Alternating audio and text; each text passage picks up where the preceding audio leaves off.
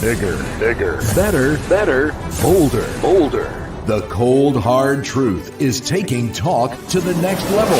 Right here on Bobo 89.1 FM, Cayman's community radio. We are still spilling the tea and committed to being part of the change that Cayman so desperately needs. Join Sandy Hill weekdays from 7:30 a.m. for Premier Access, Cayman Voices, Truthful Thursdays, and much more. Cayman's #1 talk show is now bigger, better, bolder, and more than talk. Getting results with hot topics, consumer reports, court exposés, and more. I've come to set the record straight. I've come to shine the light on you. Let me introduce myself.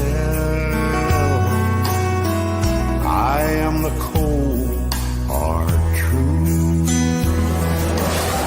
Now, from the CMR studio in Grand Cayman, live, direct, it's the cold, hard truth. Now, join the conversation on 345-936-2626. That number again is 345-936-2626.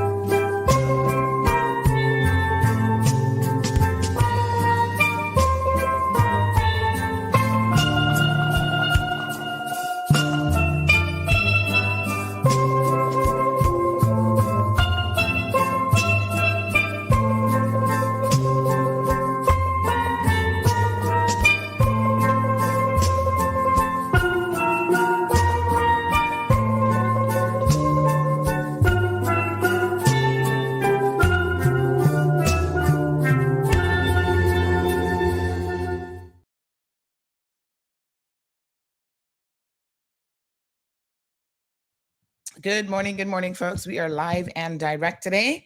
Happy Friday the 13th. Ooh. Any of y'all superstitious? What's going on? Are you not going to, what are some of the superstitious things people do? They don't walk under ladders, on cracks. what's that saying as kids? You walk on a crack, you crack your back or something. I don't know. I'm not a particularly superstitious person. So, Friday the 13th has always just been another day for me. I think it happens, does it happen at least once a year? Is there always a Friday the 13th every single year? I kind of think so. Buenos dias, everybody. What is going on? How are you guys doing? Beautiful people. All right. Hold on a second. Let me see what's going on here now. So we've got lots to talk about today. First, we're going to have some guests joining us in the studio from the Cancer Foundation, Cayman Islands Cancer Society, I should say. So they will be here. And then we are going to talk about what happened yesterday because, ooh, honey child, that cuts me off. Ugh, I need to get this fixed because it's that was a hot mess yesterday. We're going to set some ground rules. I feel like there's a couple things that came out of what transpired that we definitely need to talk about. I'm just playing with this overlay here. That one's just a little too big. Yes, everybody's doing good. All right, let me send out my links to the good folks on social, on WhatsApp. What's up? Yes, honey, chill. Another day in paradise. So a bit of sad news. I'm gonna, after a guest come in the studio, they're coming in around 8 o'clock. After that, we'll get into because that conversation I already know where that's gonna go. We're gonna talk about what transpired yesterday in that whole situation with a custom search, right? So we'll give that the remainder of the show if it's needed. But this last night we were tracking a number of news stories, including the fact that really sad news, to be honest. But Lisa Marie Presley has passed away at the age of 54 years old. Still young. I mean, that's considered relatively young. Although I must tell you, she didn't really age well. I mean, I was looking at her, of course, there's lots of news coverage last night. I was looking at her photos and, oh, Lord, poor her. She's had, the what was the moniker for her dad? He was the king of pops. That was Michael Jackson, right? He was the king of rock and roll because they always said the king of rock and roll's daughter married the king of pops. Is that what happened? But I tell you what, I'm not on Facebook. Are you sure? Because it says I'm on Facebook. Let me double check.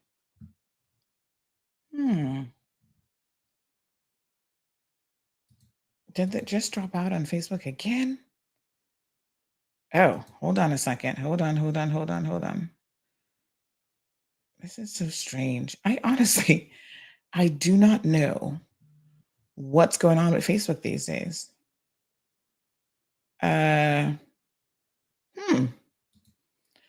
It's there. I should be there. No error messages, but people are saying I'm not there. Huh. Bizarre. Let me see what link it sent out this morning. I feel like Facebook has been having a lot of issues recently. Looks like it started, stopped or something again. All right, give me 1 second. Let me try to rectify that. What a hot mess, y'all. Okay. All right. I've added it. Very bizarro. Let me grab the link for my folks there in the WhatsApp group. And I look very, very fuzzy too. So I'm going to just go ahead and refresh while I'm at it. While I'm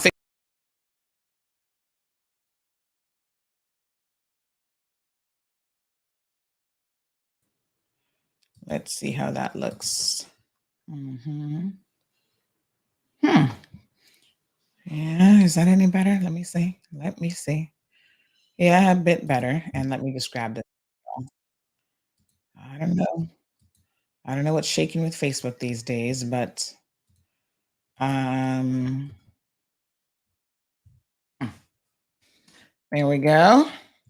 Yeah, so poor Lisa Marie Presley has had um just a sad life. Like it just really stresses the point that you can grow up with all the wealth in the world, um, famous parents, whatever, and none of that really in the end will guarantee you not wealth and fame anyway. Just like poor Harry, none of it will guarantee you a quality of life that you can, or longevity that you can say, wow, I've lived a really, really good life. Sometimes they're like, the candle flame, they burn out, they burn fast and hard, and they burn out quickly. How old was her dad when he died? Did he make it to 54? Does anybody know? I think he would have had a birthday recently. She's got several children of her own. And I know that one of her sons apparently committed suicide back in 2020. And evidently, as you can imagine, any parent can imagine that took a significant toll on her. And they were saying that recently she wrote something about it. And someone said Elvis died at 42. Oh, wow. She surpassed him. My goodness. But she was writing about her son's suicide recently. And she was saying how like her spirit and soul and everything died with him. And I thought, oh my God, that sounds like someone who doesn't really have the willpower to even live. Oh, Lord, so sad. She has other children, though. So you got to always try to remember the other children that you have to live for, right? It's like Anderson Cooper.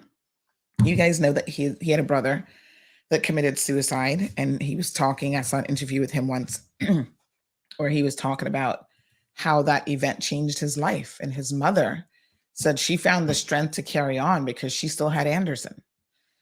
She couldn't give up, as a lot of parents would want to, because she still had Anderson to raise. So, Lisa Marie Presley, the only child of Elvis Presley, dies at the age of 54. Apparently, she was rushed yesterday to the hospital, late yesterday, reported into the ICU, and she was put on life support with a temporary pacemaker after suffering cardiac arrest. Now, there are people, a couple of days ago, I think on Tuesday, she attended the Golden Globe. Was it Golden Globe? I think. And there were people who were there because there was something that was done with her dad, some new project, and they won a Golden Globe or whatever, one of these events. I think it was the Golden Globe.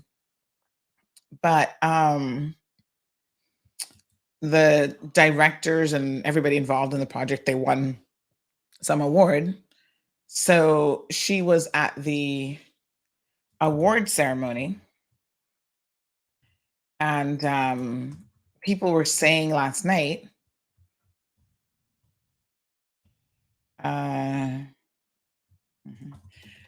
she really didn't look well. Like she didn't really seem like she was herself. And so I don't know exactly what that means. If that I mean, they were trying to describe it, like she wasn't really energetic. She seemed like she was a bit out of it, So I'm not 100% sure what that would have been stemming from. Of course, a lot of these individuals are self-medicating with legal drugs, illegal drugs. They're mixing the two, all sorts of concoctions that they come up with that normally doesn't bode very well for their physical health. I mean, imagine what a world it would be if no celebrity died before their time. How much more creativity could we have gotten out of these individuals? And I mean, there's some big names, from musicians to actors and actresses, whose flame in life just burnt out. Say the cutoff age is 50, just for argument's sake, right? All the artists that died before 50. The Amy, what was her name? Amy Wine, Wine, Amy Wine, something or another. Can't remember her last name. Wine, hold on.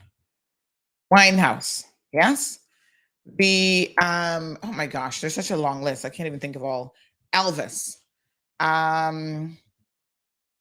old was Michael Jackson when he died? I'm not really a Michael Jackson fan. I'm a Michael Jackson musical fan, but I believe that he was a straight up pedophile.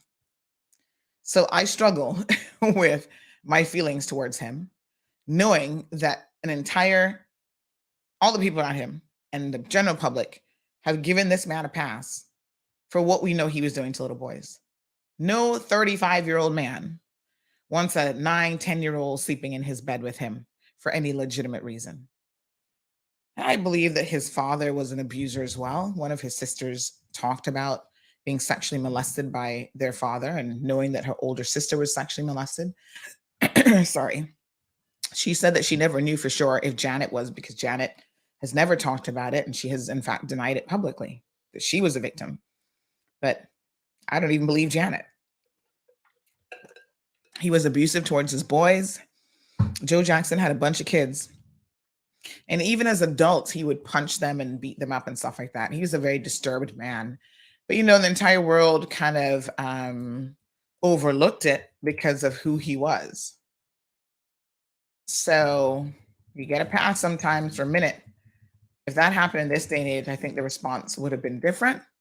But back then, people were overlooking a lot of bad behavior. So, it's a long list of musicians and other sort of A-listers, if you will, who died before their time. And, it is an interesting question. Like, what else could they have done with their lives had they been around a little bit longer? Of course, at the end of the day, the legacy you leave is a legacy you leave. So you don't get any more time than you get. Richie Valens, he died at 17. I'm trying to think of some other ones that really, really stand out. Aaliyah, she was only 22 years old. Plane crash. Both of those died from plane crashes. Selena, she was 23. She was shot to death by some crazy fan who happened to be the head of her fan club, was stealing and embezzling money from her. Notorious B.I.G., he was 24 years old. Tupac was 25. Trying to think of some others here. Kurt Cobain, 27 years old. Jim Morrison, 27. These are just musicians. Jimi Hendrix, 27. Janis Joplin, 27. Amy Winehouse, 27. You kind of think, like, would they have done much more with their lives if they didn't struggle with the demons? Patsy Cline, 30. She died in a plane crash as well. A lot of them, it was, drugs, but a lot of them, it was car crashes, plane crashes. Some were shot and killed, accidental drownings. I guess the things that kill us all in the end also go for a lot of celebrities, right? Someone just commented and said, Janis Joplin, Jimi Hendrix, Big Daddy, is that Bopper? And Buddy Holly, the band Lynyrd Skynyrd. Some big names there. Yep. Even Wolfgang Mozart, he died at 35. Possibly from rheumatic fever, but no one seems to know for sure because that was all the way back in 1756. Oh, sorry, he died in 1791. But I feel like he was so prolific in what he did produce. So some people are able, Bob Marley, he's only 36 years old, of course. So some people produce a lot, even in their short space of time. But again, you kind of wonder, like, would they have done more? How much more? What would have been their contribution? So Michael Jackson was 50. Frank Zappa, 52. John Denver, 53. So quite a few in their 50s. Prince, I feel like Prince would have gone on to do a lot more as well. Lisa Marie Presley, that's the end of the road for her. She never really, I think she had maybe 3 albums or something. She obviously did not, I mean, trying to live up to the legacy of someone like that has got to be very, very difficult. So I can't even imagine what that was like. But, she never had that type of fame. Mhm. Mm. Well, it is what it is. Our condolences to her family, and what can we do except move on, really? But just a sad situation. So she had some sort of a cardiac arrest. They had fitted her with a temporary pacemaker, and unfortunately, she was placed in a medically induced coma, and she was in critical condition, and she simply did not make it. So reports are that her housekeeper found her unresponsive in her bedroom, and her ex-husband, who also lives with her, returned home from taking the kids to school at the same time that the housekeeper found her. So he administered CPR until paramedics could take over. And remember, a couple of days ago, we were talking with, the Cayman Islands Heart Foundation, Heart Fund, and Dr. Paul Banerjee about the importance of knowing CPR, having an AED available, and so on. But unfortunately, all of that still didn't make a difference. They were able to restore her pulse. She was taken to a nearby hospital in Los Angeles, and unfortunately, she passed away. So her mom, still alive at 77 years old, Priscilla Presley. And I'm sure this is going to be an extremely difficult time for them. I don't know how old her kids are, but it says that the father was taking them to school. So sounds like they're still, some of them might be probably teenagers, relatively young. So what to do, huh? Here's a picture with her and her famous dad. Oh, so cute. Look at that little girl. And Elvis with his sideburns. My goodness. I tell you. What a thing. What a thing. What a thing. So happy Friday 13th. Who's with me today? Or the spooks scaring y'all off? Nope. Miss Anita's here. She said, good morning. Thank God it's Friday. Good morning, Tomaka. Sonia's here. Melita. Miss Melita, I couldn't answer the phone yesterday. I was busy packing my suitcase, honey. Chill. Lavana, speaking of that, she says she knows people who don't want to travel on the 13th. What a mess, honey, Joe. Good morning, Miss Bonnie. How are you? Alba is with us this morning saying buenos dias, ¿cómo estás? Bien, bien, bien. Let me see here. We got Stephen in the UK joining us. Miss Ethel is also here. Oh, I got some bad news this week. Miss Vivine, Miss Brenda, good morning to you, my darling. She says, happy lucky Friday the 13th. Yes, embrace it. Miss Iva, morning to you. Asking everyone to be safe. Jonathan said, come. Let's get to the continuing of yesterday's subject. I just put a fresh pot of coffee on. I see our guests are pretty much ready, so we're going to pop them in the studio here in a second. But yes, it was, oh my God, Jonathan, I can't start it because we got guests coming, but after a guest, we'll get into it. But yeah, that show was crazy. Literally, my phone was blowing up yesterday. I think it might have overheated a little bit, to be honest. I was like, oh, thank God for iPhone, because The tons of messages and everything. Oh my gosh. Good morning, Benji. Diamond Princess, Eddie is here. Miss Stephanie, Gabby, happy Friday. The beautiful Celine is here. Toby, Josephina says happy Friday 13th, y'all. Hey, Anthony, joining us from Liverpool. Lunchtime tea. Yes, tea is good at any time. Lunchtime, dinner, breakfast tea, in between tea.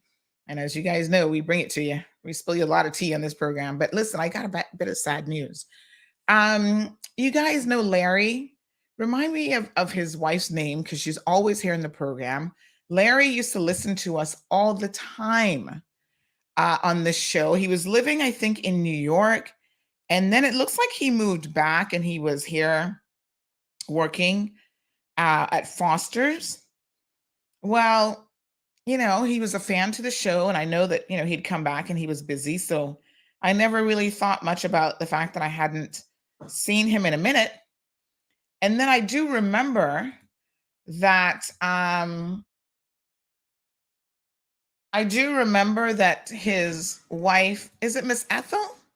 She had mentioned to us, I feel like she had told us one time that something had happened to Larry and she was trying to rush him to the hospital. And then, I assumed he was okay. But I got some bad news recently that Larry passed away like a week or so ago. Oh my gosh, I was so shocked. I couldn't believe it. So, Hyacinth. Oh, Miss Hyacinth is her name. Oh gosh, you guys have to forgive me with names. I'm the worst. So I want to extend my condolences to Miss Hyacinth and the entire family, really, because this is just unbelievable. Oh my goodness, what a mess. Yeah, so poor Larry from New York, yeah. What can you do? What can you say? I mean, I guess death is something that invariably is coming for us all. Yeah. Anyway, let's go ahead and bring our guests in. They are here. We're going to be talking with the Cayman Islands Cancer Society today and their annual event. This is their biggest fundraiser of the year. And so we want to make sure that you guys definitely go out and support this. It's a worthy and wonderful cause. It's time to stride together again. The Cayman Islands Cancer Society's Stride Against Cancer will be Sunday, January 29th. Early bird registration is $25 until January 13th. Cancer touches everyone, so help us help others on island. Gather your family, friends, and coworkers to come stride for cancer. Sunday, January 29th. Register today. Go to CaymanActive.com or call 949-7618 for more details. Proudly made possible by Kirk Office, Davenport Development, Ocean Spray, Gatorade, Quaker Oats, Cayman First, Damon Hardy Design, and Tropicana. All right, folks. So absolutely correct that cancer touches everyone, whether you have had it yourself or a loved one.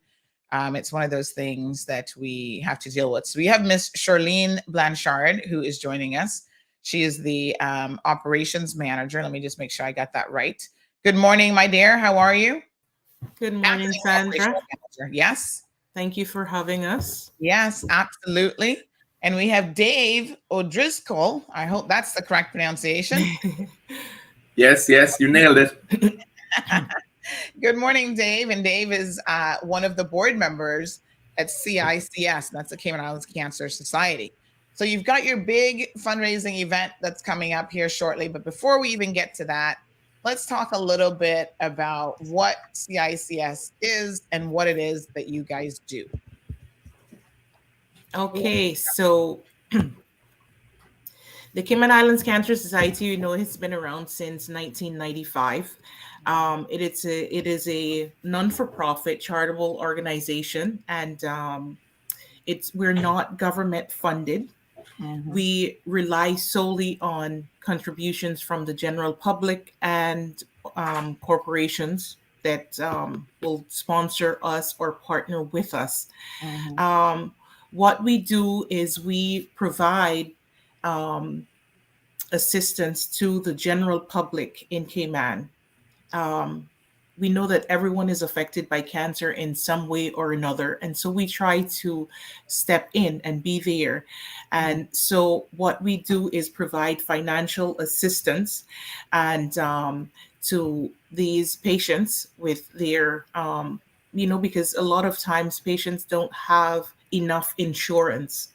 And so, of course, they need scans, they need tests, they need to go overseas because there's not a radiation facility on island. So they will have to go overseas for maybe 6-8 weeks at a time.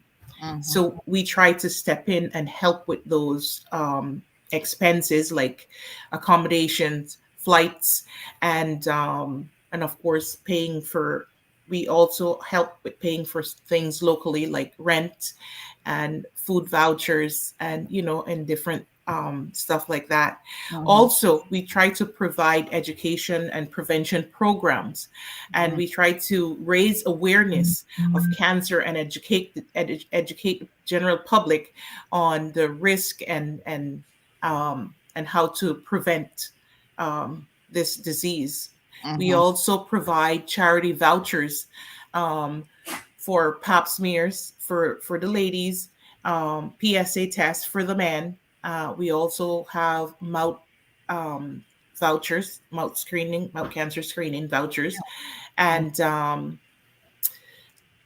low CT scans to screen people with high risk for lung cancer. So we try to get out there in the community and help in any way that we can. And basically that's a little bit of what we are, who we are, and what we do. Right. Now, where's your office located? We are located at 114 Maple Road, and we're just across from Georgetown Hospital's parking lot. Yes, that's correct. So you guys do a lot, offer a lot of support for people who might be going through this, whether they're the primary individual being impacted by it or their family and loved ones. So that's really, really amazing. We've got Dave. Can you tell us a little bit about, from the board perspective, what you see as your ongoing remit with CICS? Well, it's there's a lot going on all the time. You'd be amazed as we are constantly asking people to come forward who have cancer. Obviously, we are for putting this the cancer registrar forward and mandate that because it's very important to know what's going on in the community in terms of who has cancer, how they're being treated, how it's going, what the success rate is, because all this information helps us to move forward, to gather data, because the end goal obviously is prevention rather than aid. It's going to be a long road, and we are a small community in a small part of the world, but we do believe that everything helps. Unfortunately, especially in men in the Caribbean, the infection rate is actually much higher than other men in the world for things like colon cancer. So it is very important to have the data and to know what's going on so that we can better serve our community and help them where other people can. Now, I'm glad you brought up the registry because I've had people, even people who are survivors themselves, express some apprehension about the real purpose of the registry. They feel like there might be some sort of underlying, they're saying that, there are physicians on island who push for this registry because they want to be able to get experimental drugs here and get involved in trials and that sort of thing. What do you say to those individuals who have a concern about a database of information being kept for, as you say, completely, good, legitimate reasons why you need to collate this information in one central location? Well, obviously they are aware that this database is completely anonymous. Also, it is something that every first world country has implemented and goes by. There is a worldwide data registry that almost every country complies with. And this has brought great advantages and has made great strides in the work to prevent cancer. And I know some people will have just negative thoughts and they think the worst of people, but I can assure you that's not what we're doing here. Mm-hmm. Yeah, and I'm glad you mentioned that this is quite normal in other places in the world, and it's helpful information. Miss Sue says that sorry, so upset to listen today, or too upset to listen today. This is so sad for me, having just lost my husband to this wicked disease, gone too soon. So our condolences, of course, to Miss Sue. She did just lose her husband of 54 years, I believe, and he was Mr. Paul was battling prostate cancer. So, there's just so many different types of cancers out there that can impact our lives. So, Miss Sue, we really wish you and your family, just some comfort during this time. It's got to be very, very difficult. So, good morning to Sharon Aliano. Says, how far back here is the data being collected on island about cancer? Well, the database actually was the legislation passed. Where exactly are we with it?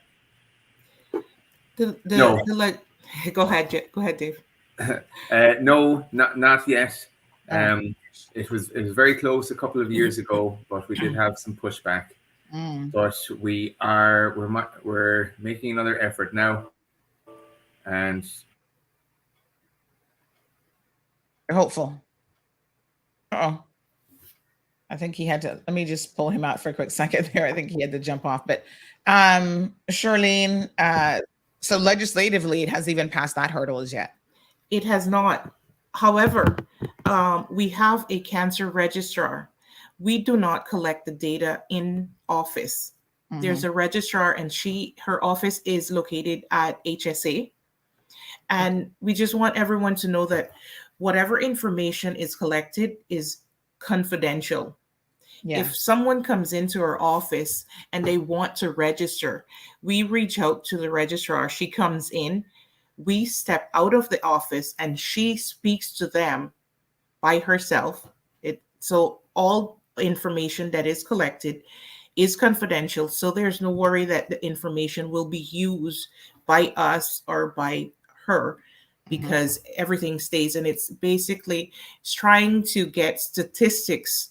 And because a lot of people are diagnosed and they are afraid to register because they feel like their information is going to be used in some experiment or another. And we just want to reassure the public that whatever information is collected is strictly confidential. Mm-hmm. Yeah, I mean, I think a lot of times people are just fearful of what they don't understand and what they don't know much about. So, I always say in this program, even as it relates to the ESO and other things, the collection of information and data are super important because it really can guide policy decisions. In the case of the medical field, things like cancers, it can give you an insight into who's getting cancers, yes. Where to put some of the money that is being raised, and so forth. So it's really invaluable information that, we should all be trying to provide, because it means that it could benefit us in our lifetime. Yes.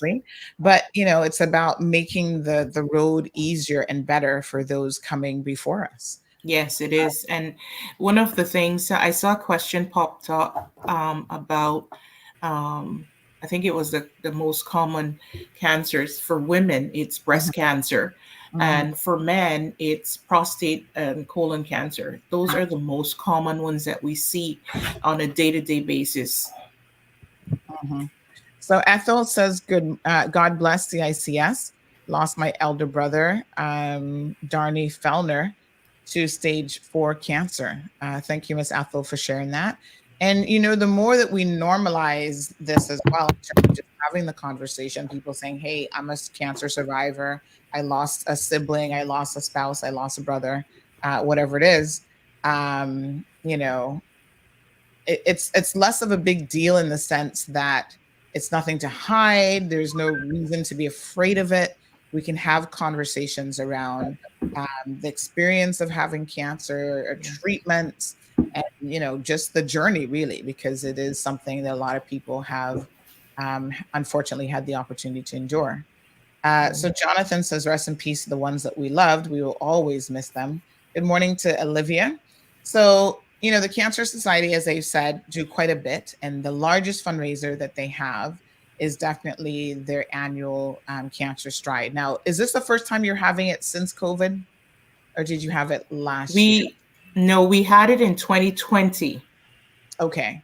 2020, yes, yeah, we had it before last COVID. year also. Last year we did it was more of a modified stride because of the COVID restrictions. Yes. And so people stride on their own and sent in all of their pictures and, because we were not able to gather in big numbers. Okay. Because of course, of the community spreads and of COVID. Yeah. And so we So it had was more of a virtual stride. Yes. Yeah. Some people were very dedicated, and they showed us their GPS tracking of them walking up and down their drive about 200 times to make the Wow. So Ms. Brenda says that the legislation was abandoned years ago. The pushback was because of the real reason the names were being collected. What was the real reason the names were being collected? I don't understand that part, but maybe you can explain that. Yeah, do I? No, the names were collected, but they were being kept anonymous. Right. This should not be mandated, but on a voluntary basis. Then, I mean, it's kind of like the ID, the national ID is voluntary. Then you're like, okay, well, how many people are actually going to get that? So I think there's certain things that there's a reason why you mandate it, mandatory reporting, because that's how you collect as much of the information as possible. Otherwise, you might as well not have a database. So let's talk about the stride. So the stride is coming up. When is it? So it's on the 29th, early Sunday morning. Hopefully not too early for some. The whole thing kicks off. What time is early? How early are we talking about? Well, the first race starts at 6 a.m. and that is for the real runners. So that is for people willing to do a half marathon. Oh wow! Because it all starts from Public Beach, at least on the west side of the island, anyway. And that one at 6 o'clock for the half marathon goes all the way down to following West Bay Road South, all the way down to South Sound Community Centre, and back again.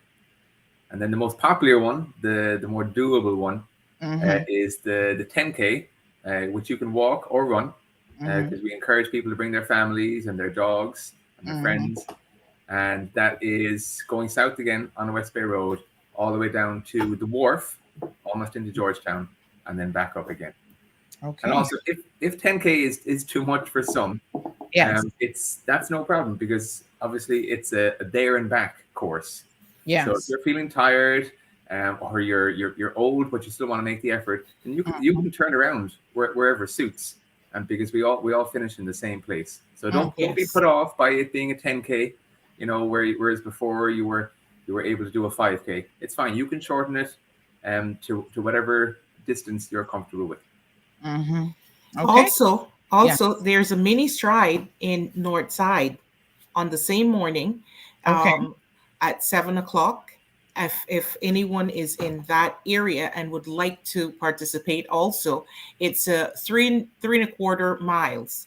It's to Old Driftwood from Kaibo.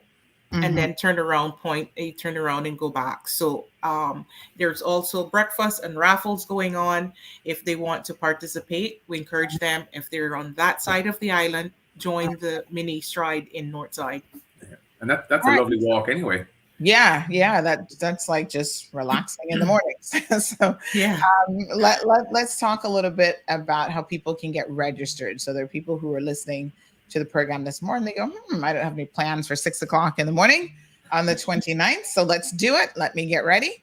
How can they register? Well, they can register on caymanactive.com. They can also go on to our website, CICS.ky, and the registration form is on there. Or they can come into our office at 114 Maple Road and pick up a registration form, and they can also pay online at Cayman Active or call in and pay via credit card or debit card or send in a check. And also, we want to remind people that today is the last day for early bird registration, which is $25. After today, it will be $30. And we're encouraging the corporations and the big companies to register all of their employees together as a group, because as a group, they will get the $25 rate for group with more than 10. All right, wonderful. So and also you get your t-shirts, free t-shirts for every register. Let's talk about Charlene, show it off. prizes as well. Now that you mentioned the t-shirt, there are other prizes as well that people can be eligible for. So what are some of the prizes? Well, we have had a lot of companies that have partnered with us to give us prizes. We have prizes from Off the Peg, Foster's,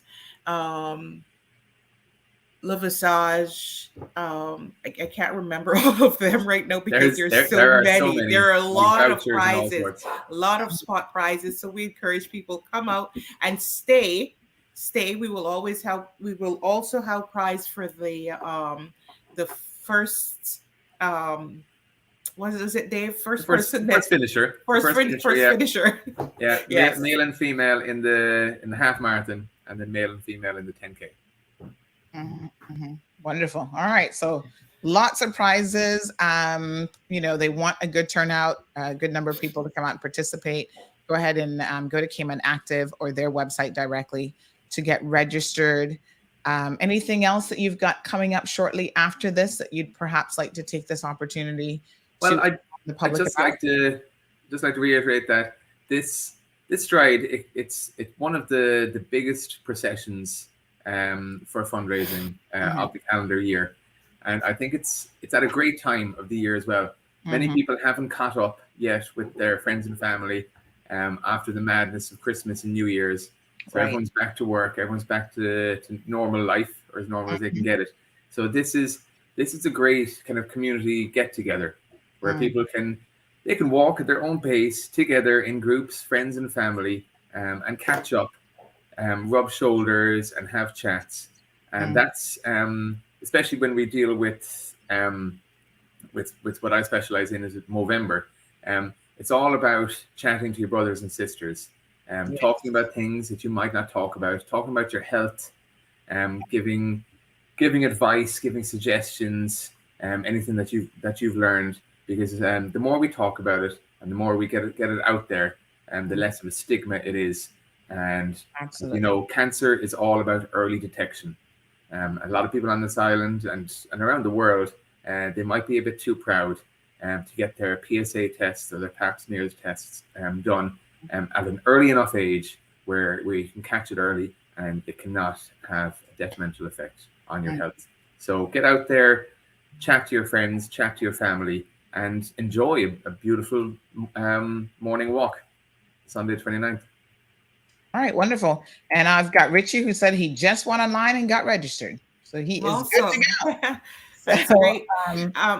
Yes. Sandra, before we leave, you were asking if we have anything else coming up. Yes. We do have World Cancer Day coming up on February 4. And so you're going to see more of that out and about of what we're going to be doing.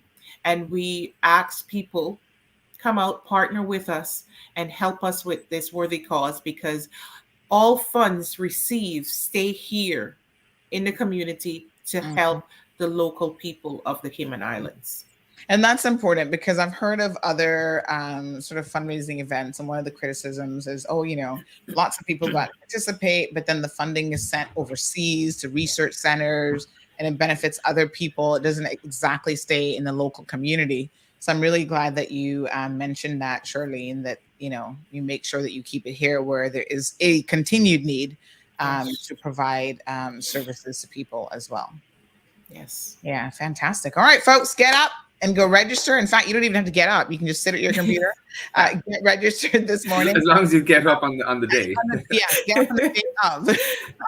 But it's a great time to get moving. A lot of us have, a bucket list of things that we want to do. And most of us, especially for January, the bucket list includes being more active, moving more. You don't have to do, like they said, the full half marathon one. There's other ones that, if you want to go out to Northside, just walk. To me, that's just like a beautiful stroll. Take the kids out, put them in strollers, take the dogs out. They've got doggy strollers too. Just go out and make it a fun event. Contact CICS if you have any questions. Give your contact details in case anybody wants to reach out. Our number is 949-7618, and our website is cics.ky. Mm-hmm. Or they could email us at info@cics.ky.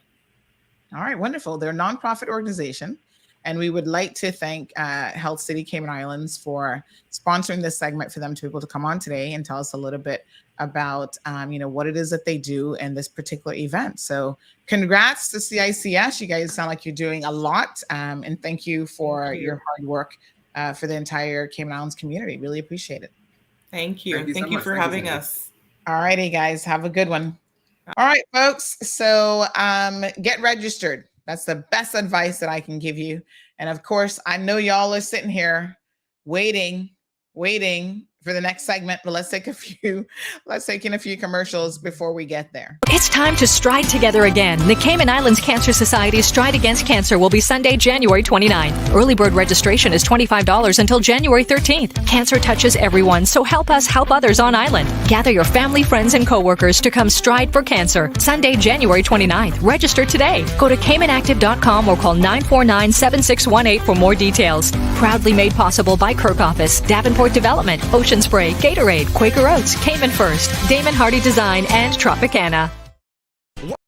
Whopping news! Burger King Cayman is turning 40 years old and celebrating by giving away over $40,000 of prizes. Just spend $4 to receive a scratch card for your chance to win thousands of food prizes, Burger King merch, and the king of prizes, 10 cash prizes of $1,982. From December 23rd till February 1st, visit your favorite BK location to win big with Burger King's 40th anniversary. Terms and conditions apply.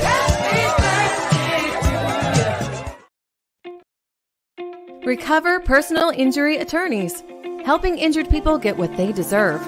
Did you know that insurance companies have lawyers that represent their interests? Before signing and accepting any settlement, know your rights. Call us today for a free consultation at 924-9999. That's 924-9999. Recover. Your personal injury attorneys are on standby to assist. Crichton Properties is one of Cayman's most trusted real estate companies for over 50 years.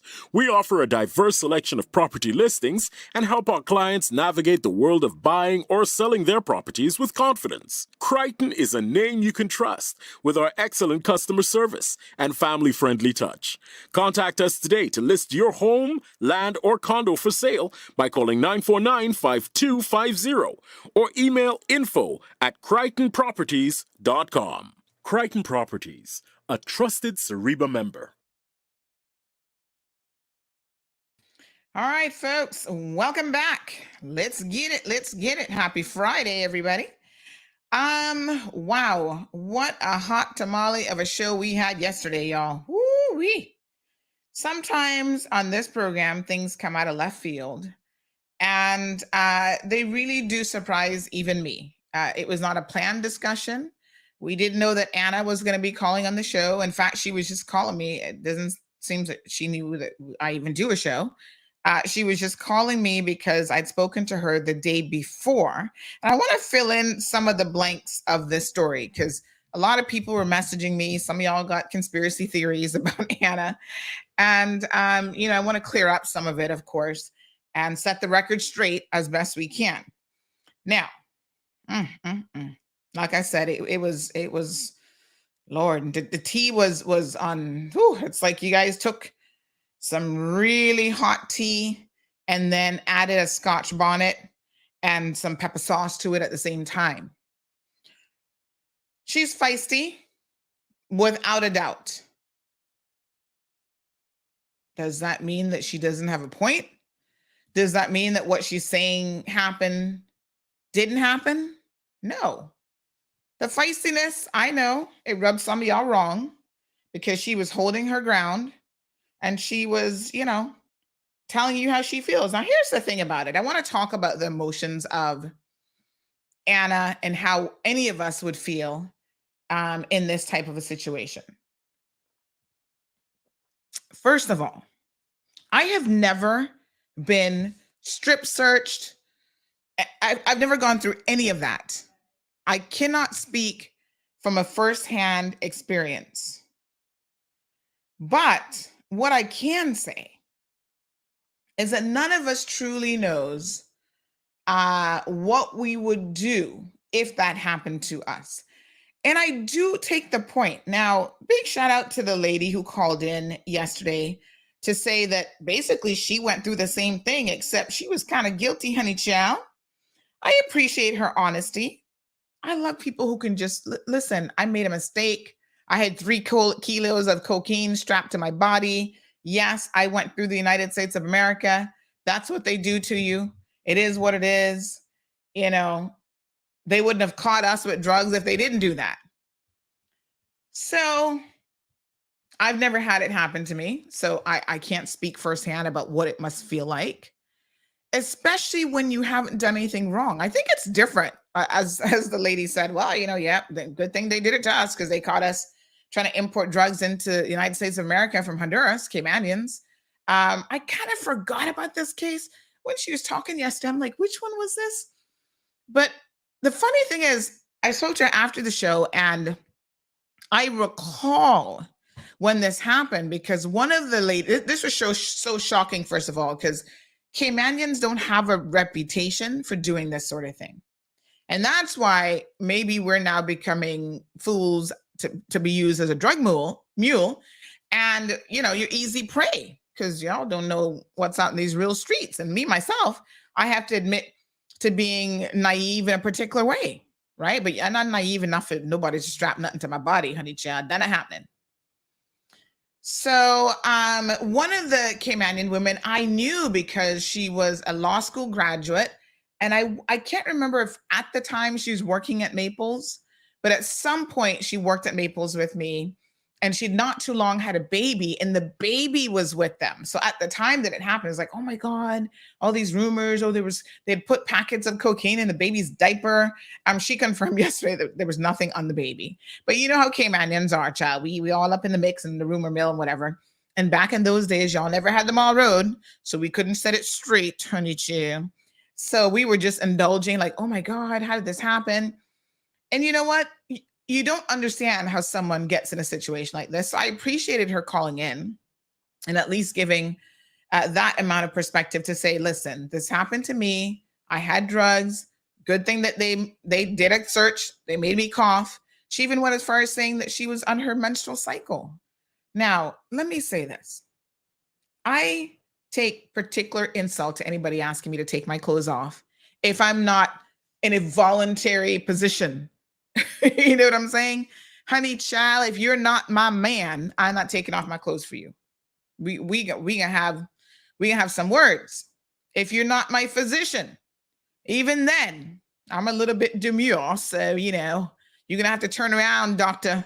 Give me a little room to get into my robe. And yes, you're gonna do the breast exam. I get it. I know why it's being done. I tolerate certain things. I had to go to Health City. When was that? That was last year to do a follow-up to PAP exam. And they got all kind of sophisticated machines. Child, they put the camera up in your little privates. And I said to her, honey child, you're one of the few people that has ever, as a matter of fact, probably the only person that has seen my vagina on camera. And this is the first time that I'm certainly seeing the insides of it. Very, very interesting. And she just kind of laughed. Their OBGYN she's got such a nice little personality. But, I wouldn't feel good. I think I would be, let me tell you who I'd be. I'd be this man. Hold on. Remember him?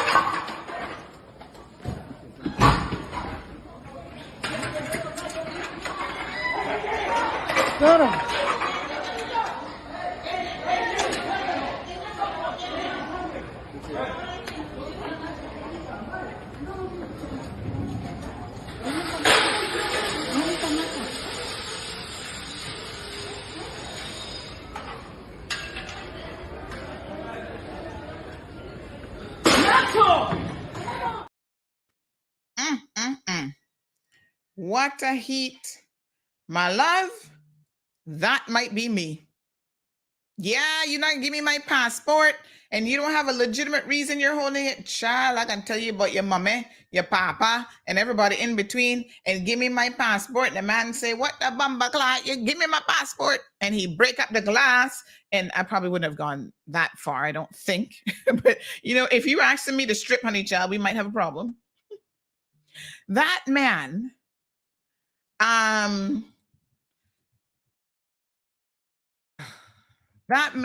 actually wasn't asked to strip naked. He wasn't asked to bend over and cough on. Imagine if he went ballistic just because they were not giving him his passport. Now, we did a story on this. Let me see if I can pull up exactly what he said about it. But imagine if he went ballistic for that.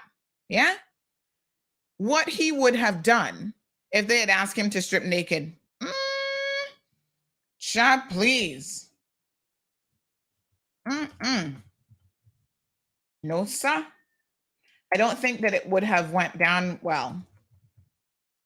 Hold on. Let me see. The Jamaican in Mexico. I'm trying to find it. We did the story on our website. He returned safely to Jamaica. And I got to tell you, a lot of us were actually shocked and surprised that he even made it back safely, because we're like, oh, you know, Mexico is not known for, like I said at the time, they will shoot first and ask questions later. So I don't know how he made it out, but child, they must have been a little bit scared of him. They're like, damn, this is a crazy Jamaican. We don't know what he's smoking. Let's just get him the heck out of here, give him back his passport, et cetera, et cetera. Oh yes, here he is. His name is Cleon Harden from St. Catherine. Basically gave an interview and said that, you know, the reason why he did what he did was because they weren't giving him his passport back. Anyway, they gave him his passport back in December and they sent him back home, honey child. And I guess he said he had went there for a month-long vacation. What a mess. And I guess he probably won't be going to Mexico again anytime soon. It's a mess. People get emotional when they travel. You know, traveling is not fun. I remember back in the day, there used to be a time when traveling was, you know, you kind of enjoyed traveling, especially like it was just so much fun. After 9/11, bloop, went downhill. They want to pat you down, everything. I tolerate being touched because I don't have a choice. You know, I go in the machine, I stand up, hold out my arms, spread my legs. Yes, knowing that they can see right through me and all this kind of stuff. There are certain things that I tolerate. Even the taking off of my shoes. You know how much that, just icks me? Because the floor be so friggin' nasty. I'm like, y'all know you don't clean this floor. There's no time in Miami International Airport, right? Flights coming in 24/7 for y'all to properly clean and disinfect this floor. I would hate to see all the germs. So I buy the little surgical booties and I walk with them in my travel backpack. And when I get to security, I take off my shoes as instructed, and I put on my surgical booties. My feet, including my socks, are not touching your nasty floor. There was a time when I used to travel. Again, this is post 9/11. This might have actually been before 9/11. At the Miami airport, I always got sniffed a little bit extra by the drug dogs. And I'll tell you why. There's actually a very logical explanation. So, I'd be walking my suitcase down, and sometimes they'd say, "Miss, just stop a minute." And the dogs would be sniffing.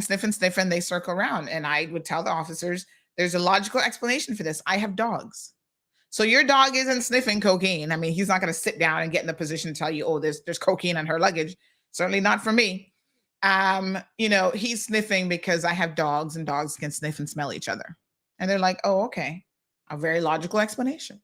And I didn't mind pausing for a minute. I have never been detained. I think maybe once or twice in my lifetime going through Miami, like they bring you into the extra area, go through your suitcase. So I don't have a whole lot of experience with people digging up in my stuff. A couple times in Cayman, I want to talk about some of these customs officers. None lately that I've had an issue with, but many, many years ago, child, me and a custom officer got into some words at the airport. This was over 10 years ago. But I had to tell them, please remember that you are in the business of customer service as well. Because some of them froppish. Like I said, this was not a recent incident, so I'm not talking about any recent staff member. But they were froppish, sitting down, lazy. They needed to stand up and do some squats. And instead, they were sitting there with their banquet, cheeks hanging out the clothes because the clothes was too tight. And they had this attitude. So some people get a little position. They are enforcement officers. They have the same powers of arrest and whatever, just like police, pretty much. And sometimes that goes to a person's head. There's always a way to handle a situation, right? They're the professionals. And I do want to talk about the allegations as it relates to them. They are the professionals in this situation. So they would know that there are times when people get in their feelings, they get upset. I don't know what it was about this woman that triggered them to pull her aside. Some people speculated maybe she was flagged from overseas. Now we know this is possible. An agency overseas might be like, she's a little bit suspicious. Keep an eye on this one. They send that information in. Customs isn't going to necessarily tell you that. But what they shouldn't do when somebody says to them, why are you stopping me? What's this all about? You shouldn't lie and say, "Oh, because you have a loud voice." And I think that really, for whatever reason, the woman actually believed that. She didn't seem to understand that was probably just a flippant remark, and there's no truth to that. And because there's no truth to it, they should have never said it, in my opinion. Right? Maybe they just needed to explain the process to her a little bit more. Because if someone has never been through this before, you can imagine. Like I said, me, myself, I've never been through it. You guys stand up there and ask me to take my clothes off and take off my panty. I'd be like, hell to the no. Not today, Bobo. Not today. I'm like, what? You want to look where? At my what?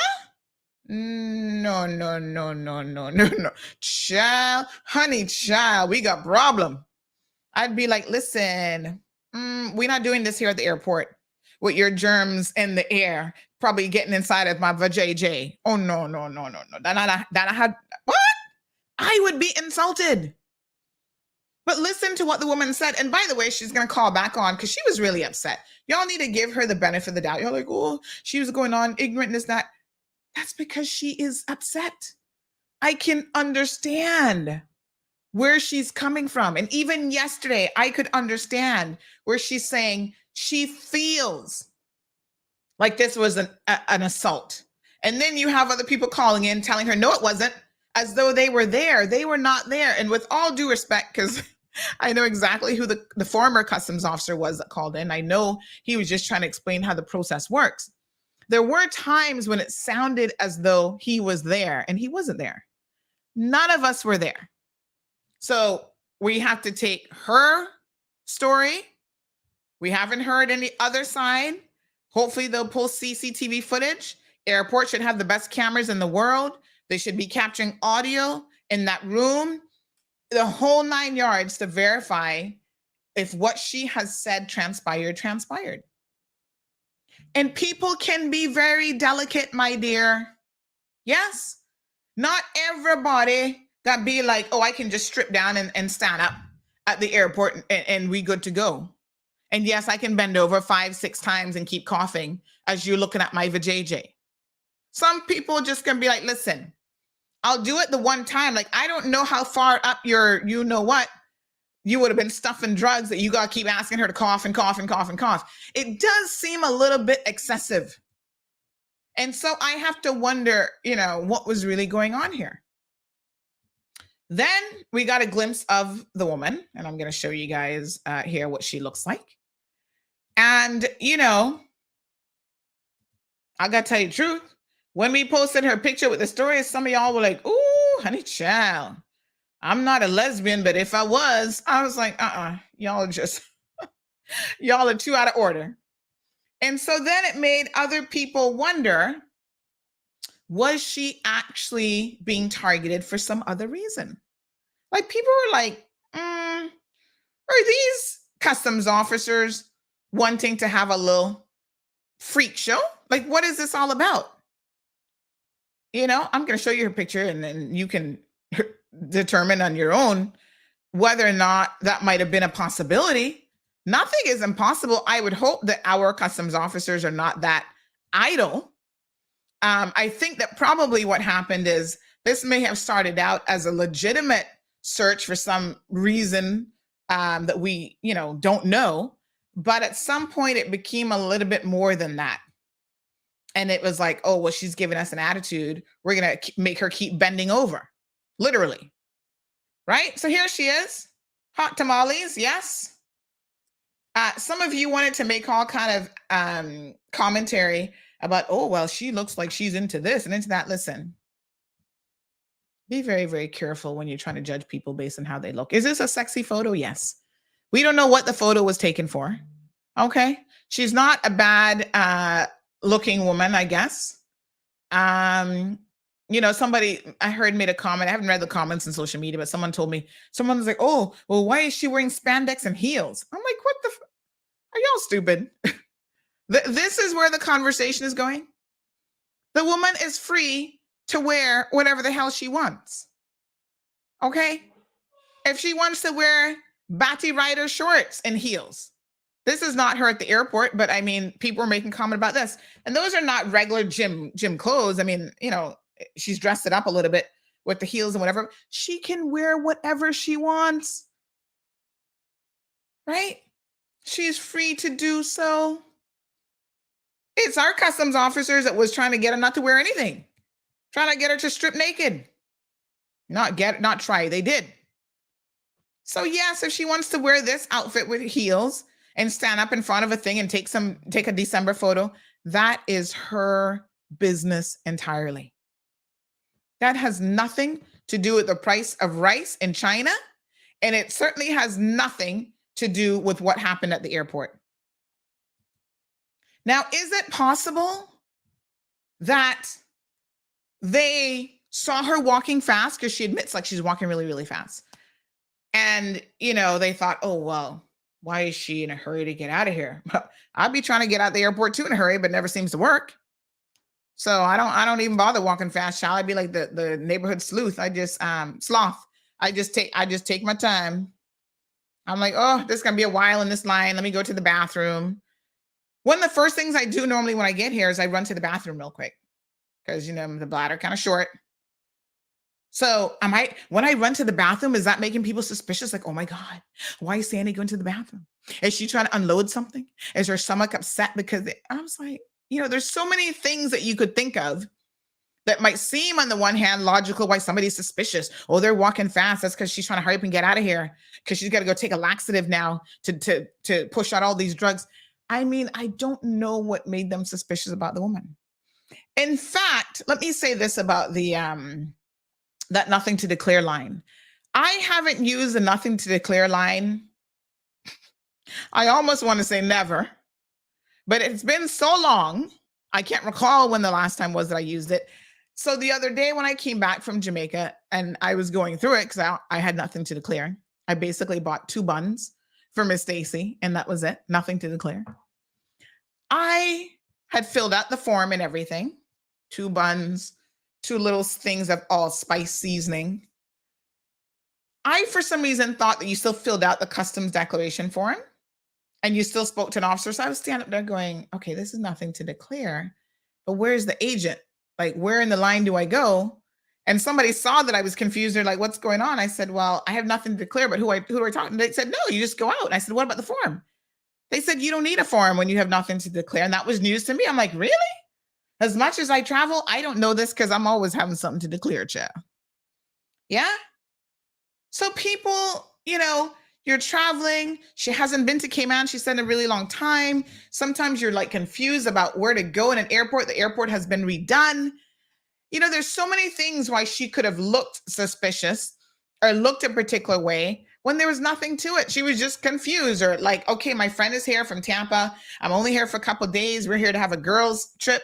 We're going to have a great time or whatever. She never said if her friend was male or female. It doesn't matter. Whatever she was doing, she's an adult. And as long as it's legal, she can come here and do it. Now, on the flip side of this, those of you who were listening to the program yesterday and who came to your own conclusions and opinions based on her attitude yesterday, I understand it, but I think sometimes you need to give people the benefit of the doubt. I understand it, right? When someone is telling you a story, that's why in the Caribbean, we have a saying, you win more bees with honey.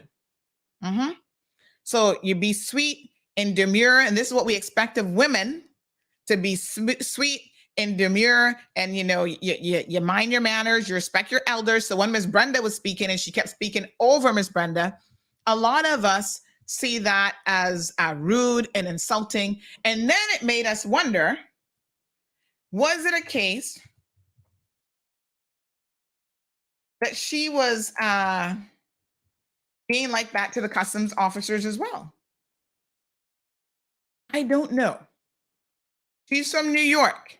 Now, even me picked up a tinge of an accent that is not a traditional New Yorker accent. As someone who's lived in the States, New Yorkers have a very particular accent, yeah?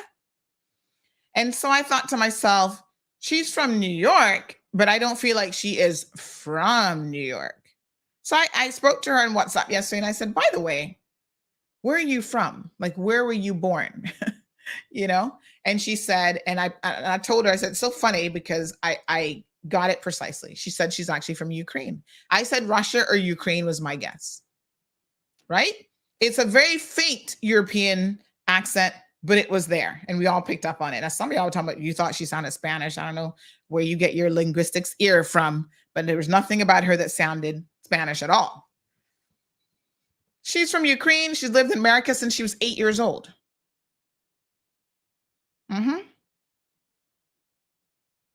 So does she have a New Yorker attitude? Yes. They have an attitude about them, child. That's just how they are. Americans, generally speaking, have an attitude. The trumpets have an attitude. They believe they can come here and they can tell us how to run the show and do whatever and whatever. So, I think that a lot of those extra things played into what transpired. Now, none of us can speak to whether or not she was being like that at the time at the airport. What was her, at what point maybe even did she start? Did she start at being very, very compliant? And by the 6th call, she was like, listen, F this. Y'all need to stop making me bend over. And why are there men outside looking at me? Let me be very, very clear. Let's look at this woman again. Okay, here she is. Right? Y'all say the woman's sexy. All right. You can imagine. Y'all don't know nothing about her. She could be sexy, but still be a Virgin Mary, as far as y'all concerned. You do not know. And so you're judging her based on how she looks and how she dresses. That's human nature. But at the same time, maybe she's still a woman that doesn't want men looking at her, total strangers that she does not know. And so as she was there in this situation, seeing this happening, and I wouldn't doubt that some of them customs officers were taking a little peek when they shouldn't have been. That would not have been fair to her, and that's not correct protocol and procedure. The door should have been shut. If it's female officers, and I can understand perhaps why they would want more than one in a room, because they don't know what else might come out the vagina, I guess, other than drugs. Maybe she's got AK-47 in for JJ. I don't know. Maybe something else was going to fall out and they needed backup or whatever. People can be outside the door, but there's no reason why the door should be open for people to be able to look in. Caller, good morning. Good morning, Sandra. Mm-hmm. How are you? Not bad. How are you? I am very, very grateful. And I must say it's a beautiful day today. Yes. I decided to call early before the whole jungle was let loose. Mm-hmm. Anyway, my comments are not going to be popular. Mm-hmm. And I'm not in a popularity contest. Mm-hmm. So I don't expect to win. However, I'm going to say something regarding that female yesterday, because I wouldn't call that a lady. That officer called in, I think twice or three times. No. He called once. He was on the call. Yeah. All right. Well, it was hard to tell because you could only hear her. Anyway, and he was there trying to explain the process that had taken place and perhaps why she was selected. A man couldn't get a word in. And then some of your listeners were then attacking him and suggesting lewd things about him as well. This is all I have to say. I'm pretty sure 99% of Caymanians have traveled and more than once. And at some stage, something must have been done to them on one of their destinations. And of course, you're curious, nervous, you're wondering what's happening. You ask the officer what's wrong.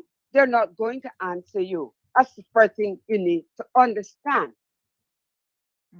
First of all, they have the right to pull you over, but they don't have to answer you. When they will start answering you or talking to you is when they're satisfied that they're right or wrong. That's just the way it works.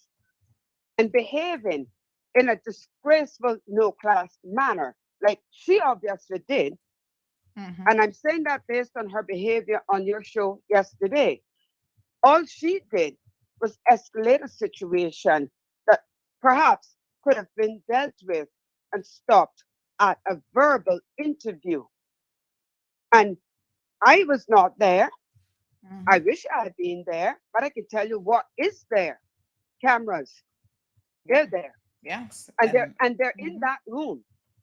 And her story kept changing on your show to where she, in my opinion, if that was the case and I was a juror, she would have lost all credibility with me. And that's okay if she is offended and she feels humiliated. She has the right to voice that. That's human nature. But she does not have the right to accuse our CBC officers of wanting to rape her and doing this for their entertainment. And I was so struck that what she was so familiar with was pole dancing. I can leave that one hanging in the air. I know who will comment on it, but I leave that one hanging. And then to go so far as to lie and say that she's a lawyer. If she was a lawyer, first of all, her behavior would have been completely different. And whatever happened at the airport would not have escalated to the level it went to. I don't know if you can make that assumption. Well, we were not there. I just said, yes. If I was, and lawyers get out of sorts too, my dear. Yeah. Lawyers get out of sorts, but lawyers know the law. Okay, lawyers know the law. And sometimes, as a traveler, I have been pulled over in many countries. I had no idea why. I asked why. You know what I was told? It's random. I'm in somebody else's country. Do you think that I'm going to be a jackass and behave like that? and stand the chance of being put in jail or perhaps deported. Well, I guess that would be the easy side of it if they just deported me. But take me, lock me up in jail? No, I wouldn't do that. You have to remember when you leave your turf, you are somewhere else. When I traveled back into this country the last time, I went through that same line, nothing to declare. There's an officer standing there, and she was checking the people in the front of me. And when it got to my turn, she asked me if I had any food, I think. And I just made a joke and I said, yes, me. I'm the best thing to eat here tonight. Well, thankfully, everybody found it funny and they laughed. And so she said to me, I said, no, I don't have any food. And she said, okay. And she said, I can't remember exactly what the question was, but something about being a visitor or a resident. And I looked at her and I said, I'm neither. I'm Caymanian. And she said, oh, welcome home. I said, thank you. I said, now look how much better that sounds. And I did it in a very light-hearted way, which she understood and we all understood. Everybody laughed and smiled. She told me to have a good evening. That was the end of that. Now, if I had carried on like a jackass with that woman, you know what was going to happen? She was going to say, you know what? We need to search your bag. And then I was going to carry on further like a jackass. And then she was going to say, you know what? Now we need to take you in this room. And guess what? Whether I like it or not, whether I felt it was warranted, based on my behavior, I raised red flags with them. They're doing their jobs. We complain that they ain't doing their jobs. And when they do their jobs, we're saying that they're going overboard, they're abusing their authority. We don't know what happened. We are hearing her side of the story. And quite frankly, I'm not going to listen to any more of her story. When she does come on, I'm tuning out of your show. I can tell you that right now. No problem. So I just wanted to say, like I said before the jungle started, because clearly she's seeking attention, and maybe she is one of those that believes that we're primitive. Oh, I can go there and get a quick lawsuit. And she kept stressing because she is a white single female. Well, you see, I come from the Cayman Islands, I come from the Caribbean.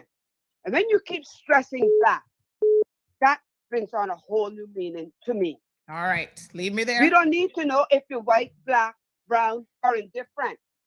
And she was making a lot of accusations that I feel she should be made to answer and prove what it is that she's accusing. They weren't allegations, they were accusations against our country. Sandra, thank you for the time. All right, my dear. Have Appreciate a wonderful day and a wonderful weekend. Thanks to you too. Bye-bye. All right. So what can I say? Obviously that caller has some very, very strong opinions on this situation. I think that yes, there were some things that she was saying in the way in which she was saying it that was very, very emotive. But again, unless you've been in that situation, and I personally haven't, and I've never had any sort of a search even remotely close to that, I can't say how I would react. I don't think I would react well. And she was still very emotional yesterday. Keep in mind that this is just a day or two after the incident has occurred. So if she says to you that this was such a violation for her, that she felt like there was something else going on here, that these guys just wanted to look at her, and she was asking the question, why is it? Is it because I'm a single white female? I mean, I guess if she wants to play the race card, it doesn't normally work in that direction. Normally you get privilege when you're a single white female. So most of us can't relate to that. But you know, I don't know how often Anna visits the Caribbean to know that even in the Caribbean, single white females still have a lot of privilege. Caller, good morning and welcome to the program. Hi. Good morning again. How are you? Not bad. How are you? All right. It's good to hear and be able to talk without being trampled on. So hopefully I can take advantage of a few minutes to clarify and also try to finish explaining what I was trying to do yesterday, if that's okay with you. Yes, I want you to make it as brief as possible because we have no overtime to give today.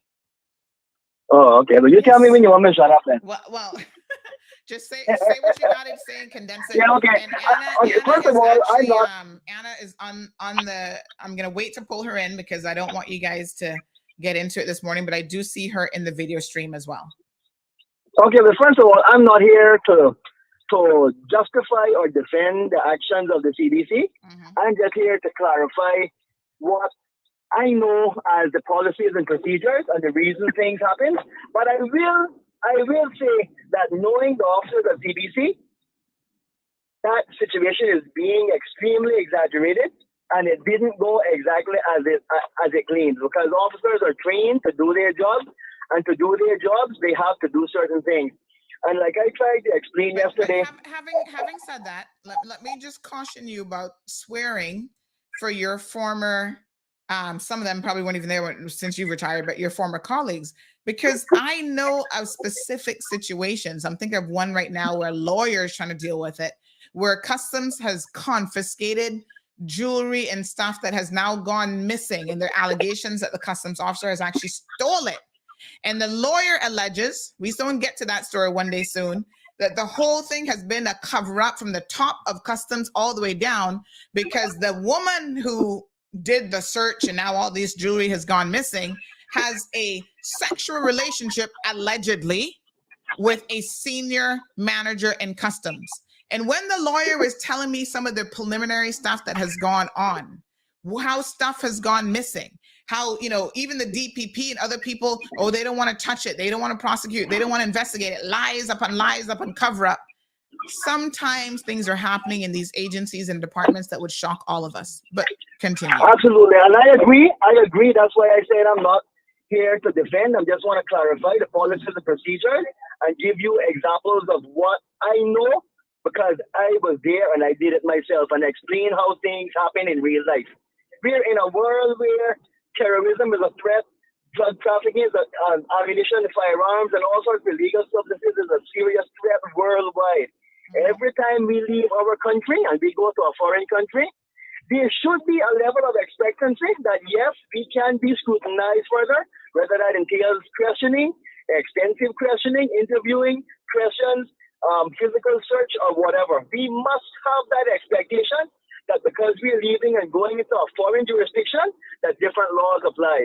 And because we are a certain nationality or color or race, it does not exempt us from those searches or other actions, okay? So when someone comes into in Robert International Airport, there are officers there who are trained to detect smuggling, any sorts of misinformation, and that is all done through, and I'm not going to say too much because I don't want to give away anything that people might say is secret, but it's all done, most of it is through behavior analysis, because in reality, only you know what you are guilty of. And it's such an interesting concept, because caller, even as a former customs officer, could you understand that someone who's actually not done anything wrong, so they never found anything and they eventually let her walk out, right? You could understand how, as a completely innocent person, if someone asked you to bend over 5 times and cough with your vagina and your bonka hanging out, how you might be insulted just on that version. Just on that part. Yes, of the story. I understand. It's a very intimate act that takes place, and then it's, to some, it's an invasion of personal privacy. But you also have to see it from the other side, is that when you are subjected and in another country and you are being told to do something by officials, at the very least you should be as compliant. Yes, ask questions as to why, but you do not become verbally abusive and irate. I can just give you one quick short story. We don't even know, but let's be honest here. We don't know if that's what happened. We know yesterday she was getting agitated and irate, but we don't know in the moment how she acted at the airport. So we're I don't know either, but I'm just basing this. I'm just making an assumption, exactly right, based on her actions yesterday. That's all I'm doing. I'm basing my assumptions on her actions yesterday. And I'll just give you one quick example. In my capacity as a senior customs officer, I traveled to Miami. This is 100% true. And when I was checking in at the counter, my friend, who's a Cayman Airways pilot, walked behind me and he had a little small box in his hand. So I said, you know, what's in the box? He said, oh, I got to take a car apart to Miami to get fixed from my father-in-law. I said, but just put it in my suitcase and I'll take it for you so you don't have to lug it to, you know, you flying. Mm-hmm. So I told the agent, she took my bag back off, put the box inside with a steering pump. And I went about my business. He flew the plane. Mm-hmm. When I'm by the baggage claim, and he walks up to me, and I look around and I see what I identify as 10 plain clothes officers from a unit in customs in the States called the Rover team. And they're plain clothes using behavior analysis and all sorts of other X-ray techniques and stuff to catch criminals or catch suspicious acts using dogs. And I said to him, I said, man, something is going down this morning. Look at all these officers here in plain clothes watching. Something's going down. And 15, 20 minutes later, we're still by the baggage claim. My bag hasn't showed up yet. So I take a walk and I go to the Cayman Airways representative and I said, this is my baggage claim. My bag hasn't showed up yet. She said, okay, let me look into it. I waited another 15 minutes and all of a sudden my bag comes down the chute. And I look around at the same time and these 10 are now 15 officers with 5 dogs are walking towards the baggage carousel. So I said to my friend, I said, oh yeah, somebody's going to get it. Something going down now. And within 10 seconds, they were all around me, telling me, shouting at me to get on the floor.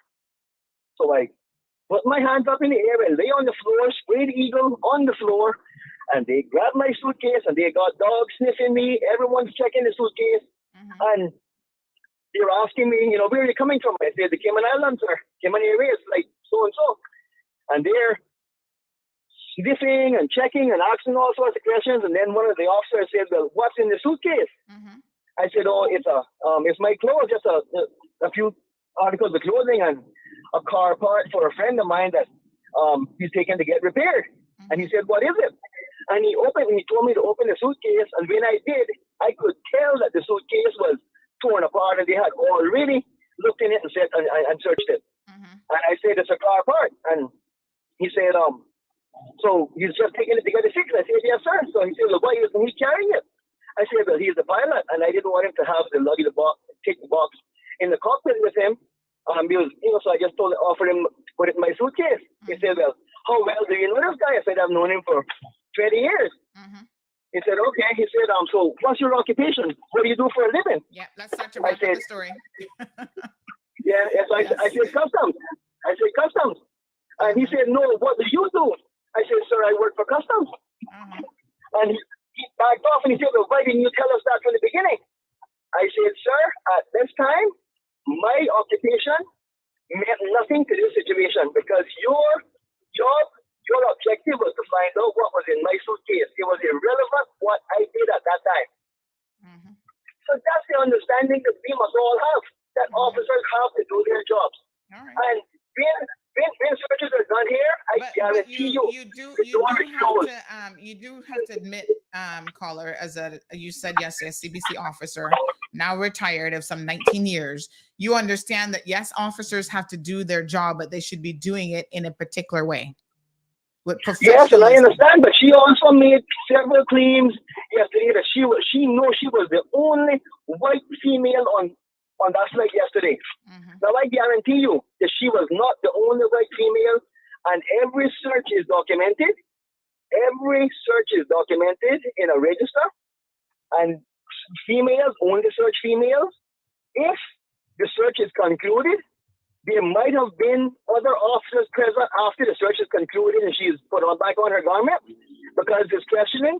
But let me just ask you this. If the door was left open for other people in another section of the airport, including men, to be able to see her, in your years of experience, would you say that was okay?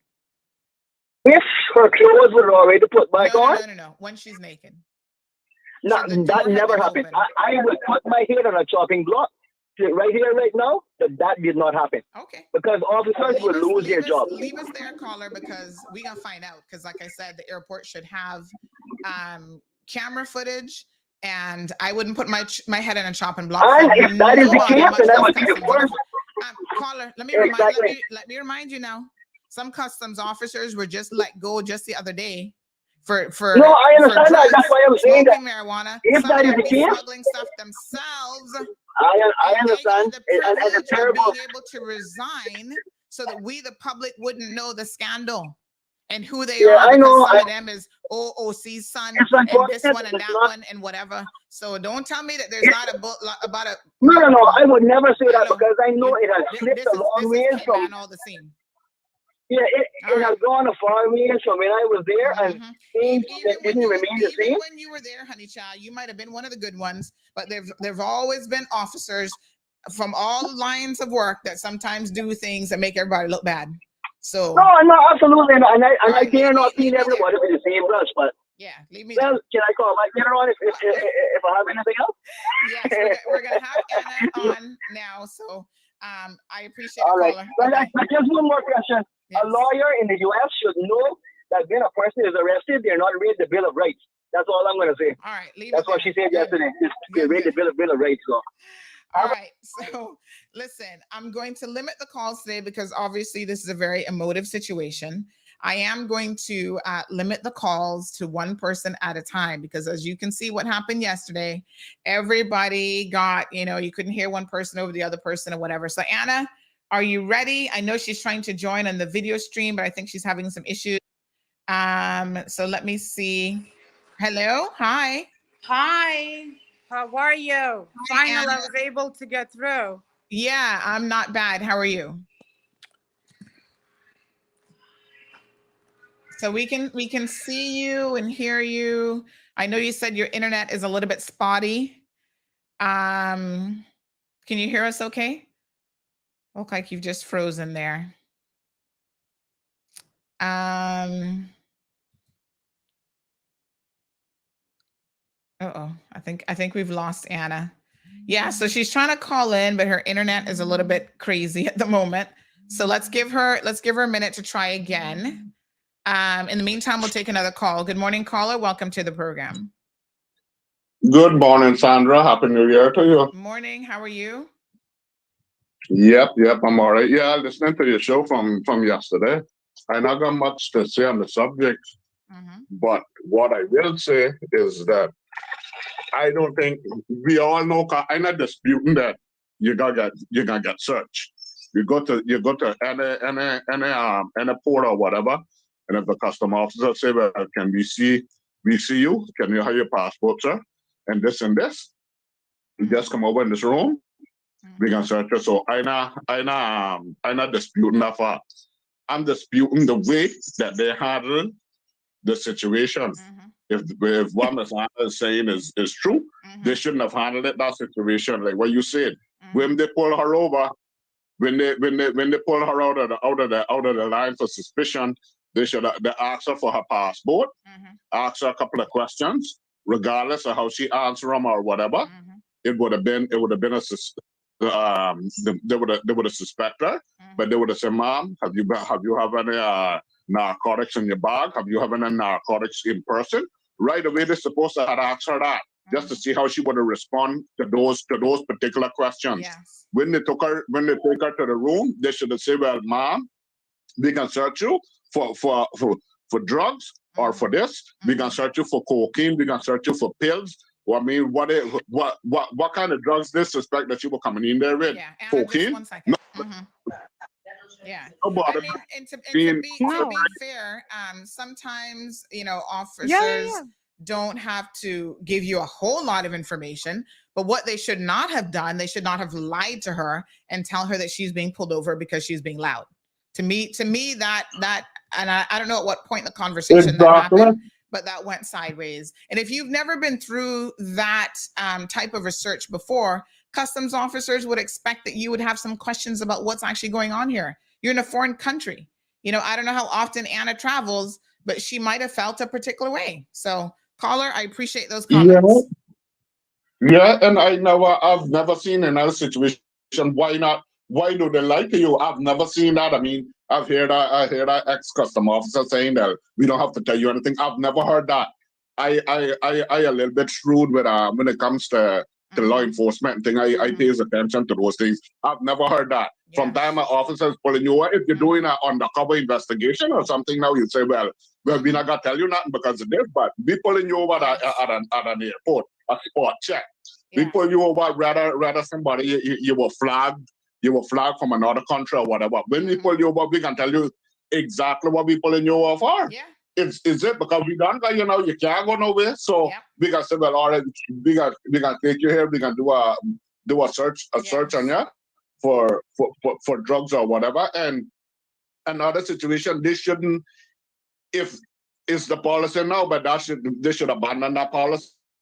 Don't search nobody at the airport, because this is the kind of situation that always gonna happen. People gonna feel violated. Take the people to the hospital and search them. There is something called a body X-ray that they just gotta go through that X-ray, stand up in it, and that can show anything in your body through the X-ray. If you got anything inside your body, that can show it. I've seen that all the time. I've seen that in other countries. So you cannot get away.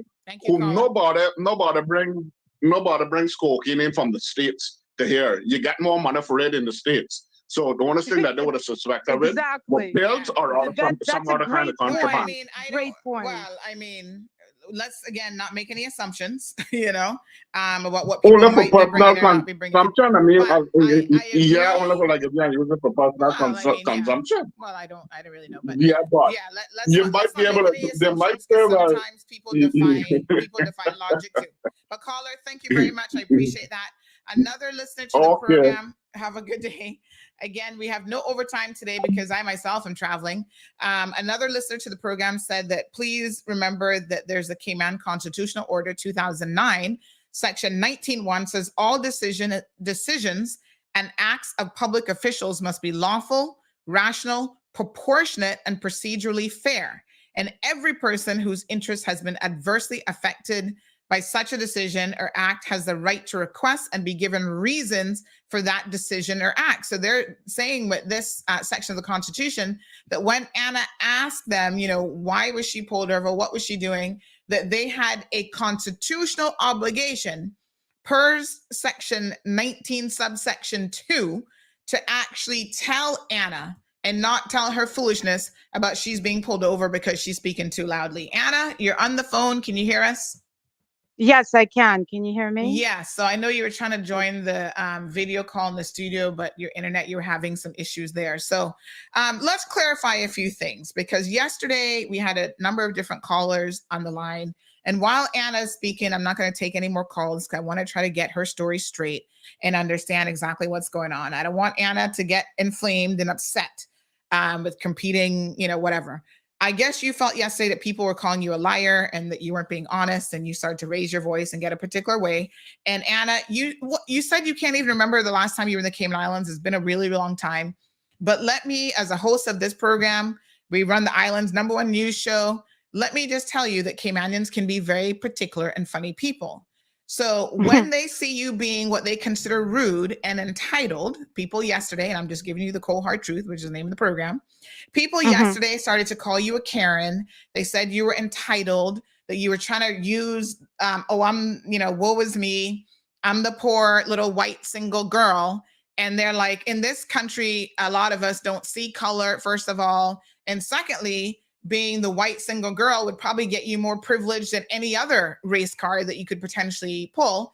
And I said to you in our conversation afterwards, because you were saying, do you think it's because I was European, or why would I be treated this way? And I basically told you the truth. I said, I don't think it has anything to do with you being white, blonde, or anything like that. I think there's a possibility that you were seen trying to exit the airport quickly. People assumed that looked suspicious or something. Or there's also the possibility, which other people brought up, that you might have been flagged from overseas by other agencies. And so to me, that sounds a little bit weird because you were literally on your way out. I mean, I think they would have spotted you before then, but whatever. Exactly. So, with my passport, when I went through immigration, that would have been a flag. If I had anything wrong with my passport or if somebody flagged me, they would have taken me at the immigration point. Nothing like that was ever brought up. Nothing was explained to me. Nothing was even told why I'm being strip searched. And that is, from what I understand, unconstitutional in Cayman Islands. So what they did to me was unconstitutional. And I don't know what all these comments are about, that I'm changing my story. Never once did I change my story. People should pay attention and listen to what other people are saying. Only at that point can you ask proper questions if you actually want to find out what happened. If they just want to trash me, if they just want to, oh, white, white, white, if it's all, if they want to make it about color, they will. But it has nothing to do with color. It has But they're nothing to do saying with that you were anything. using the color card yesterday when you were saying that they had done it to you because, you asked the question. I think it's more of a question on your part because you It felt. was more of a question rather than a statement. Yes. And I haven't been to this island in a very long time. I don't know what changed, what didn't change. To me, everything was brand new. I don't remember anything how I remembered it. I believe it was either 12 or 13 years ago. That being said, whether or not I'm white or any other color or religion or race, I think I was an easy target for the customs to grab me because it didn't seem like they were trained in anything other than laughing, giggling when I was stripping. So They you're were saying all that in the hallway. officers were laughing at you is what you perceived to have been happening Yes, and yes. giggling. Wow. As you're Yeah. taking your And clothes off. when I got dressed, I came out and I asked them, "You think this is funny? Do you find this amusing?" Yeah. At that point, they proceeded to give me a caution, and I said, "Why are you cautioning me? Are you arresting me?" They just ignored my questions. And they just kept saying, "You have a loud voice.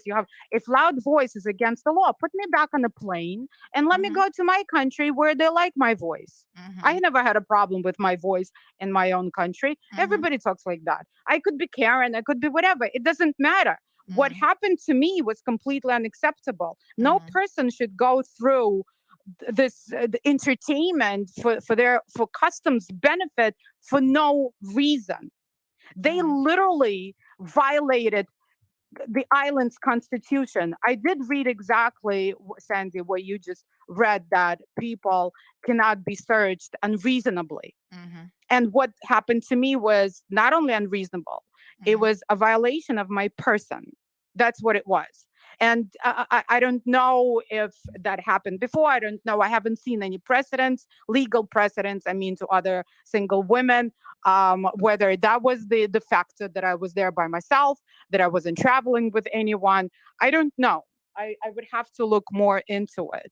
But it sure did feel like that was the factor, that I was an easy target and that they could have done anything to me. There would have been no witnesses. They refused my friend to join me when I asked, I want to talk to my friend. I want her to know that I'm here. They refused to contact the American embassy. They told me, "What do you think? You're in America. You're nobody here." They refused to tell me why they're detaining me. They refused to tell me how long they're going to detain me. They refused to tell me what are the charges, why are they cautioning me, why they want to take me to a hospital, why they told me to bend over and squat 5 times, why I have to strip. They refused to tell me everything. Yet there were so many of them. There were so many people witnessing me. So, if people that are calling in think that this is a normal procedure, I'm sorry, people that should just not come to this island if they think this is a normal procedure. For what I think, I was singled out as a single female. Yes. So, they should caution single females coming to Cayman Islands that this is the experience they will have. I mean, I have to tell you that in all of my years, I've never heard of anything like this happening before. So I don't think that this is the norm. And I don't, like I said, I can't speculate specifically about why you stood out to them and why they pulled you aside. But I've never heard of such a thing. You know, I've certainly never been subjected to anything of this sort, but I've also never even heard of it happening. However, having said that, we have had people, at least one other person who's reached out to us. And I do want to share their comment to add some context to this, because they say that not only do they believe Anna and her story, but the reason why they believe it is because it has happened to them. So give me 1 second, just indulge me, folks, as I read this excerpt. So this person sent this in yesterday morning. They said, "Good morning, Miss Sandra. I messaged you in regard to the incident with the lady at the airport. The exact thing happened to me in 2018. According to the customs officer, I was acting nervous, and they cut open the luggages. They took me in a room and told me to take off all of my clothes and bend over and cough. They did it repeatedly and had me there for hours. One of the customs officers' response was that he had been doing this for over 30 years, and he knows when someone has drugs, and I do. Miss, I've never seen drugs except on television, and was crying my eyes out. I was so ashamed because this was my first experiencing something like this. When they eventually let me out, I was outside myself, and this was after midnight. Mosquitoes almost made me piss myself, and so I believe this person. Hide my ID if you decide to post this. Thanks." So at least somebody else in 2018, and she talks about a male officer, and I hope to God that she's not saying that a male officer was the one who was having her bend over and cough in the room, but she says that she experienced something similar, and it was horrible. Now, there has to be a reasonableness to this, right? I don't know, like I said, that all of this is really quite foreign to me, because I don't know how many times you got to bend over and cough for something to pop out. You know, I don't really know how strong a vagina could possibly be. But, 5-6 times does sound extreme to me. And, at some point, I think the person needs to be removed from the airport and taken into a professional medical sitting with a physician who can say, okay, now we need to x-ray you, blah, blah, blah. But let me ask you, not you, Anna, but just a general question. Why is it that we have not advanced our technology at the airport and for CBC officers where they do have body scanners? Because it is my understanding that body scanners are available. The technology is available where you can just scan someone, and it includes showing what's inside their vagina. And so if they had cocaine or AK-47 or anything else stuck up there, you would see it. Why is it that we don't focus? Because to me, having a woman strip down, I'm telling you, I'm so offended by even the concept of this. I find it really, really shocking, especially if there are alternatives out there where you can scan people and still remain, respectful of them in their personal space. So let me ask you, Lady Dimas says the vagina is very strong. What a hot mess. She said, well, she says it's strong enough. Well, I guess we should ask men that question. But anyway, there are people, Anna, who were questioning. They were saying that you're not a lawyer, and so you're lying about that. So if you're lying about that, what else might you be lying with? I see that you are a real estate professional. Are you a lawyer, or have you just gone to law school? Because there's oftentimes No, actually, I sent you my credentials. Oh, you did? have it in, yes, I WhatsApped you.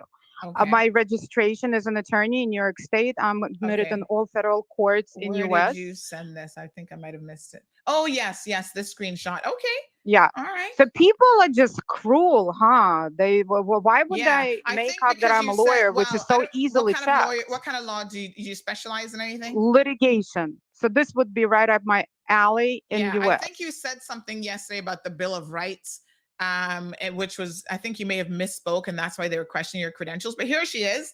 I misspoken. Why would about Bill of Rights? You use the term Bill of Rights, and I think you meant to say maybe your Miranda rights, but you could have just been in the moment getting heated and just said the wrong thing, right?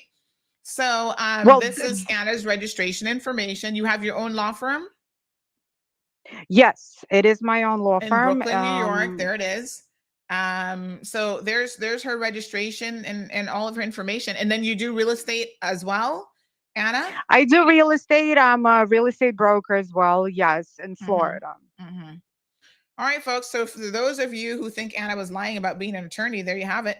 She's actually an attorney in good standing. And that's as of yesterday's date. She sent us the most recent report from the Attorney Online Service Search for New York State Unified Court System. So easy as that. She has proved you all wrong that she is a lawyer. Now, Anna, part of But this, why would I think, lie about something which is so easily checked? listen, well, people lie I could every have day. made up anything else. I'm a CEO of a company that you would never know about. This just doesn't make any sense what people are saying. I think what this is, Anna, is a lot of this comes down to, in this program, we try to break things down so people can understand it. Human beings are human beings, right? People are going to judge. People are going to, oh, you're pretty blonde. You definitely can't be a lawyer. You have to be stupid. You must be, working on a pole.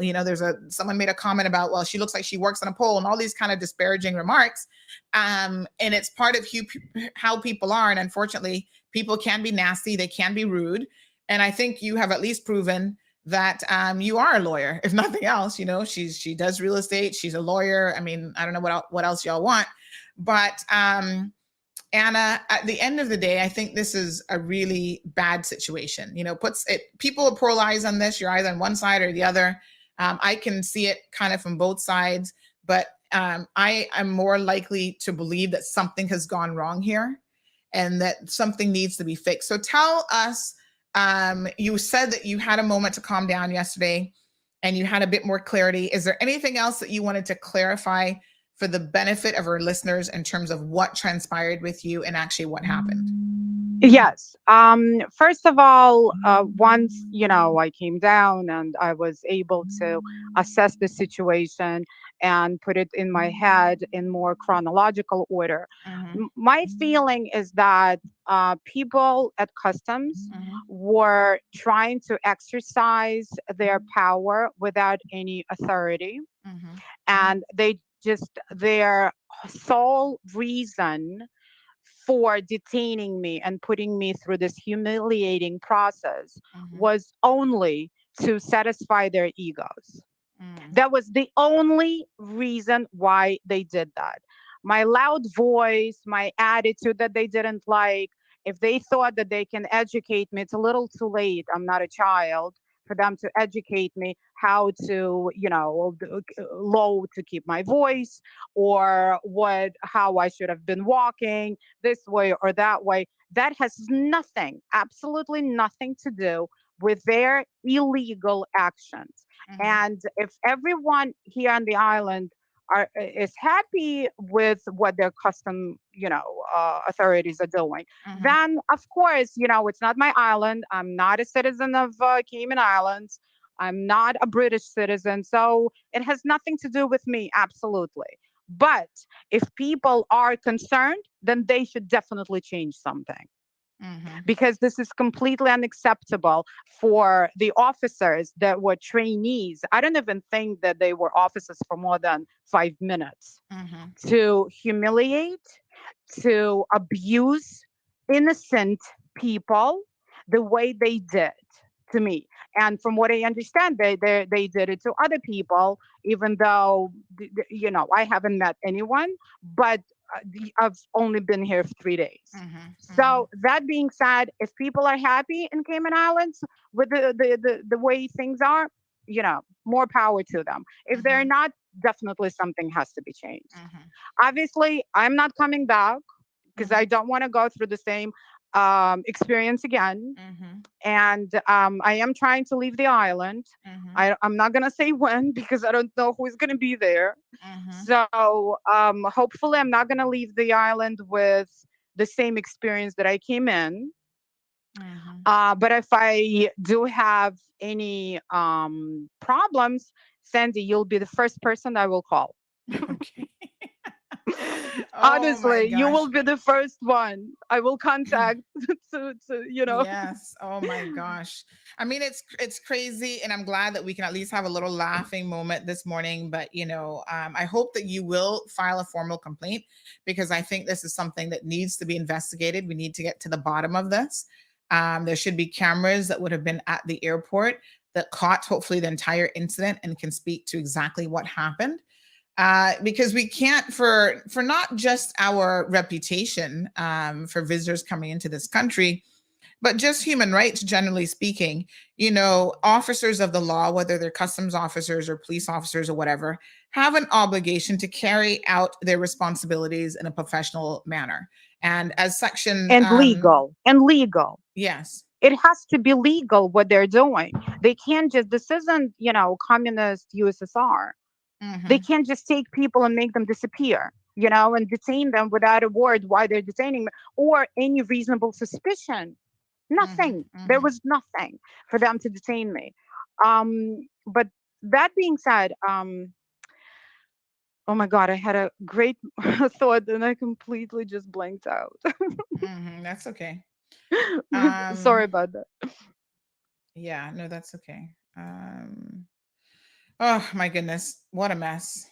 Yes, about the official complaint. I did email the person that I was given the name to file an official complaint. I haven't heard back yet. I don't know if I should file an official complaint in any other channel, but absolutely, like I wanted to do it, through the contact, but I wasn't able to. Yeah. Well, I mean, I say start there. I know you've asked me about, whether or not you should lawyer up. And I said, well, give them an opportunity to fix it first and foremost.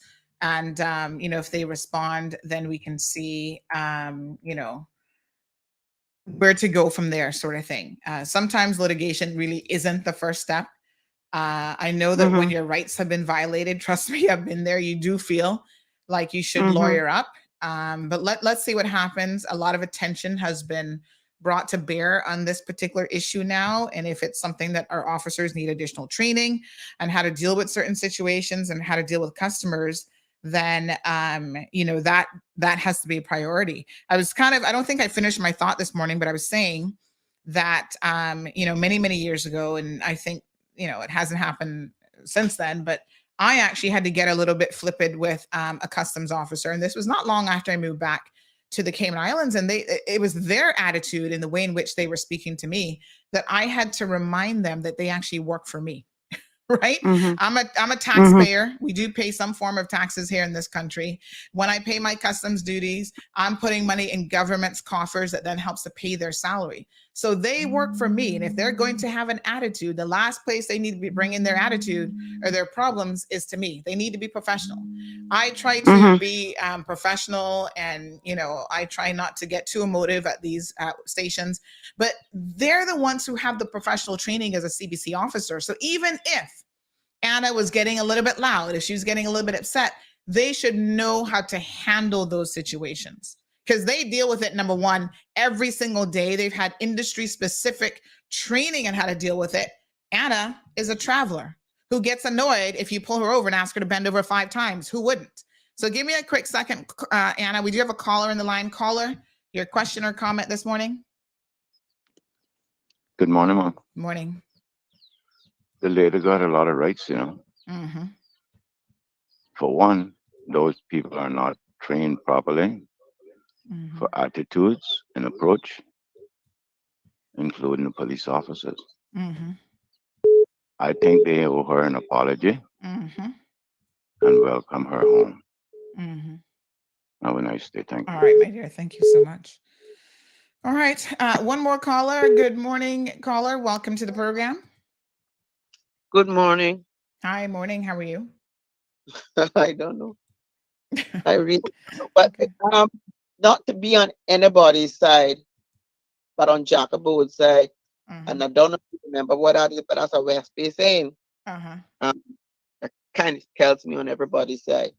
I would not want this issue to be so obtrusive as to for us to want to curtail our uniformed officers, in particular border control, et cetera, from doing their jobs. But at the end of the day, I heard numbers. I could be wrong. I didn't listen in yesterday morning. I heard it was 3 men, 5 women. I don't know. I wasn't there. But if it was 5 women on that crew, I am a woman, and of course, I'm an old woman. But something needs to be done about that situation, because seems to me they weren't even sensitive to the privacy of a woman. If she needed all of that going over and rigmarole, then 5 female officers, I do believe, could have gotten that done, that she would not have to go through that, even as a guilty person, before 3 strange men. Don't know.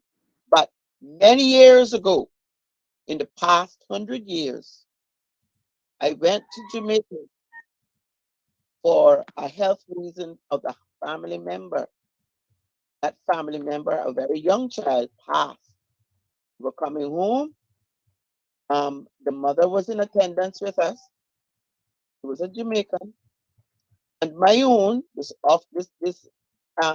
gentleman working for immigration has now passed. He didn't know me.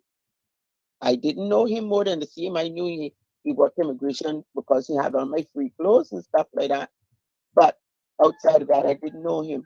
For some reason, I was just trying to make this lady feel not so bad to have her child left. I felt caught. And we were joking and gesturing and so on and so forth.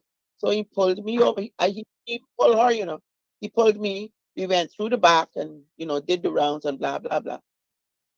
When I got in the back, well, you little chatty too, and then he tell me that he can do a strip search.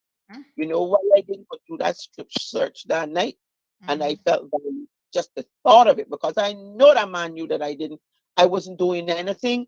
I was laughing, and I was laughing with this woman. There's a reason why I was trying to keep her spirits up through talking foolishness. The police officer, the lady officer on duty, and this was coming from Jamaica in the late night hours, on that on that assignment. Her father came to this country because my grandmother brought him here. And so we had always been close. That night, I kind of understood what it means when our elders used to tell us, do good to people. Because I would not have wanted to have gone through that. And like I say, this was in the past 100 years, way in. But I can only imagine that, especially if you don't have anything going on. I mean, if you have something going on, well, it's a different situation. But if you have nothing going on, it's a very humiliating situation for that to happen. Yes. And I'm not wanting to curtail the ability for our officers to do the right thing and protect this country. And let us all know that we need protection, because things are bad here too. But something to be done, at some point, that it don't have to be like this and kicking dirt in the face of my country. Thank you, caller. Thank you. All right, my dear.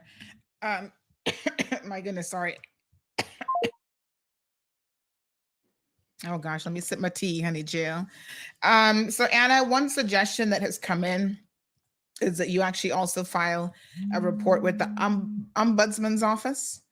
I can certainly email you their information. One more caller. Good morning, caller. Yes, good morning, Sandy. I just have a very simple and short message. I am very, very sorry and embarrassed by what happened to a guest to our shores. I work in tourism, and I know that customs and immigration officers have rules and regulations, but they have to do it in a proper manner. And I am absolutely appalled and embarrassed to know that this lady came to our shores and was treated this way. And no matter how much advertising money we spend on advertising for people to come here, it only needs one message like this to make people, I would be very afraid to come here. Even if I didn't have anything to hide, like this woman obviously didn't have to hide. It's a very frightening thing for people to go through. whether you're guilty or of carrying something or not. I can't even imagine if you're carrying something, but when this happens to you and you're not doing anything wrong, it's very, very frightening, and it shouldn't be happening in a what's considered a first world country like Cayman. There's drugs and other things coming from other places here that seem to just go slip by. But to Anna, I am very, very, as a Caymanian woman, I am very, very sorry this happened to you. It happened to a lot of my colleagues years ago. Nearly every flight, the female flight attendants were strip searched. Not the men, only the women. And it hoped that things had advanced in this country, but it doesn't seem like they have. Wow. Thank you so Please, much, caller. my apology. Yes, Thank you. That's it's crazy. Yeah. I don't know how The often last they thing strip that search I just men. wanted that I just wanted to say, the last thing, and I know you have to go, Sandy. We don't, I don't want to keep you. To all the haters and all the hateful messages that I have read so far, I invite you to go through the same experience. And then, only then, you can tell me how you feel and how much you hate me. Okay? Because this was not an experience that anyone would find pleasant. So that's, that being said, you should experience it first, and only then you can comment. All right, Anna, thank you so much. And Thank safe, you. yeah, safe travels back home. And I mean, I hope this doesn't deter you. I know it sounds crazy, but I hope it doesn't deter you from visiting the Cayman Islands again. There's a lot of, even within customs, there's a lot of really hardworking customs officers who do get it right. So I mean, I don't know. It's just crazy. I think something has gone wrong, and hopefully we can get to the bottom of it. But I'll send you the information for the ombudsman's office. You can certainly reach out to them as well. Thank you, Sandy. Thank you for having me. Okay, have a good one. You too. All right, folks, a few more phone calls. We got to be on time today. Pronto, pronto, pronto. Good morning, caller. Welcome to the program. Yeah, good morning, Miss Sandy. Morning. I really hate to hear situations like this happening in Cayman. And I really would like to apologize for the behavior that our officers had gone through with this lady. And I give her all her rights. She has a right, and I don't think that she has been treated the right way. And if it was me, I tell you, I'm a man. I have a little bit extra modesty with myself, and really and truly, if that was to happen to me, I'll be honest with you, I'm speaking for myself. I don't have a problem strip searching if I have to, but I need a woman. Do they strip? I mean, this might sound like a stupid question, but I don't really know. Do they strip search men? Can you hide stuff in your orifices as a man as well, where they had tell you to bend over and cough?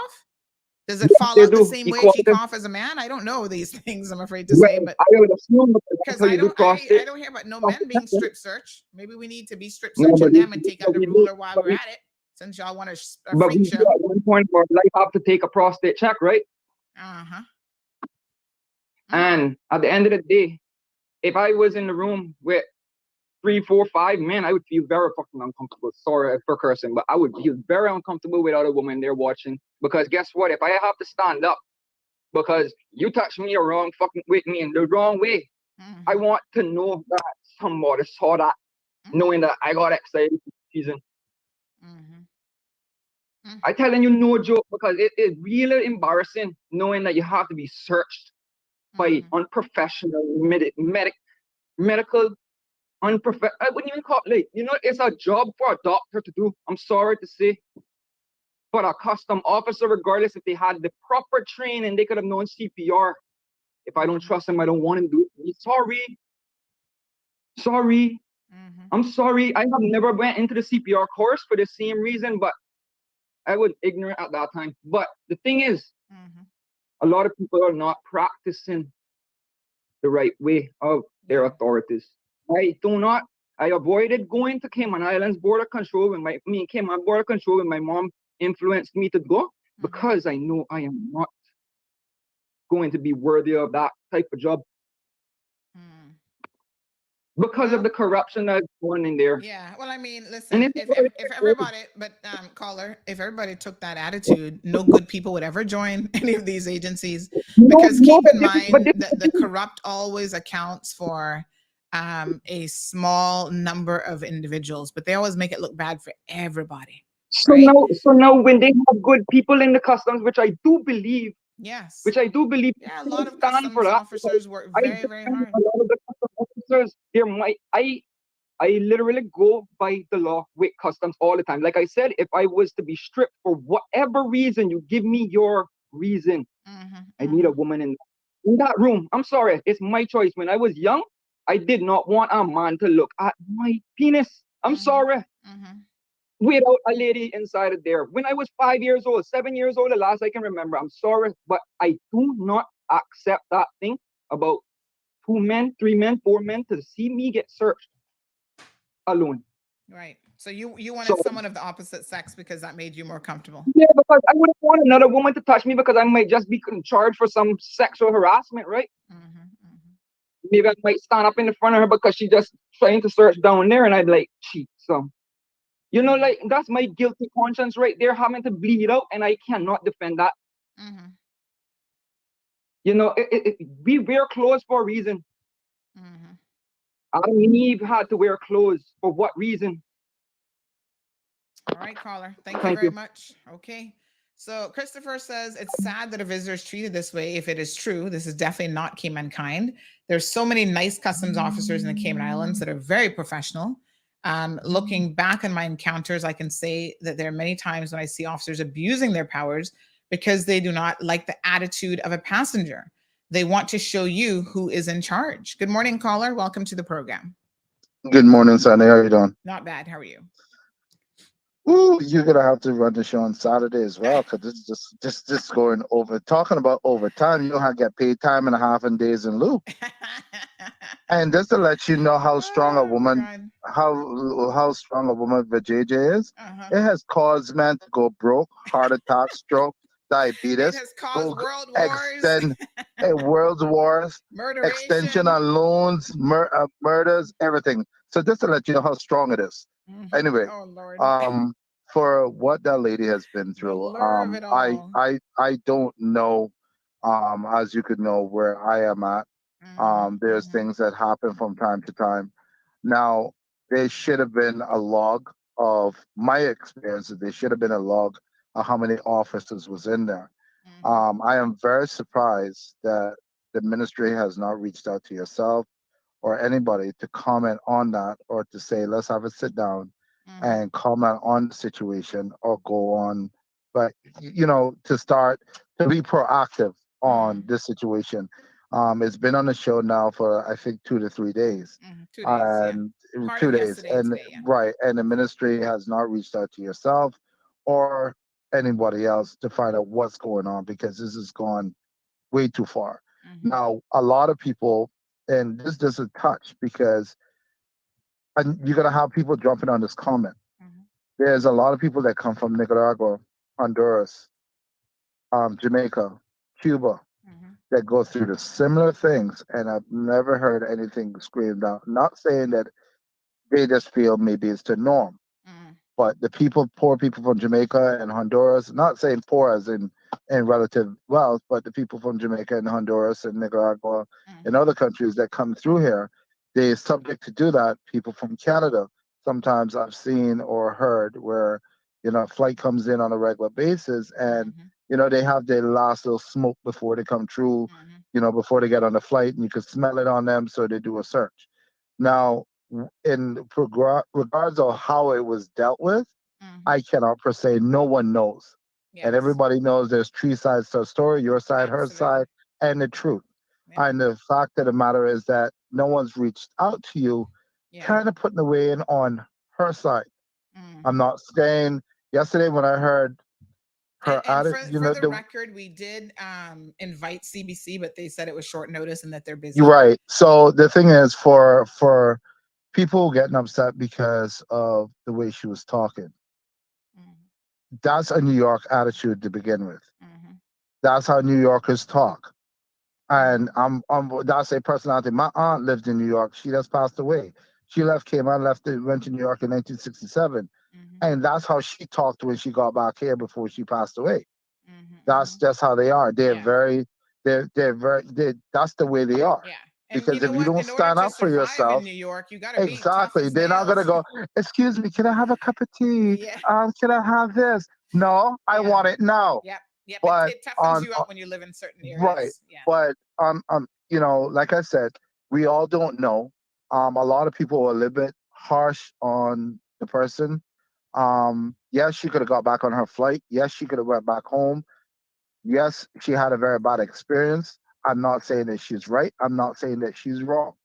I'm not saying the custom CBC is right, CBC is wrong. I don't know. We all don't know. But the fact of the matter is that someone should have reached out.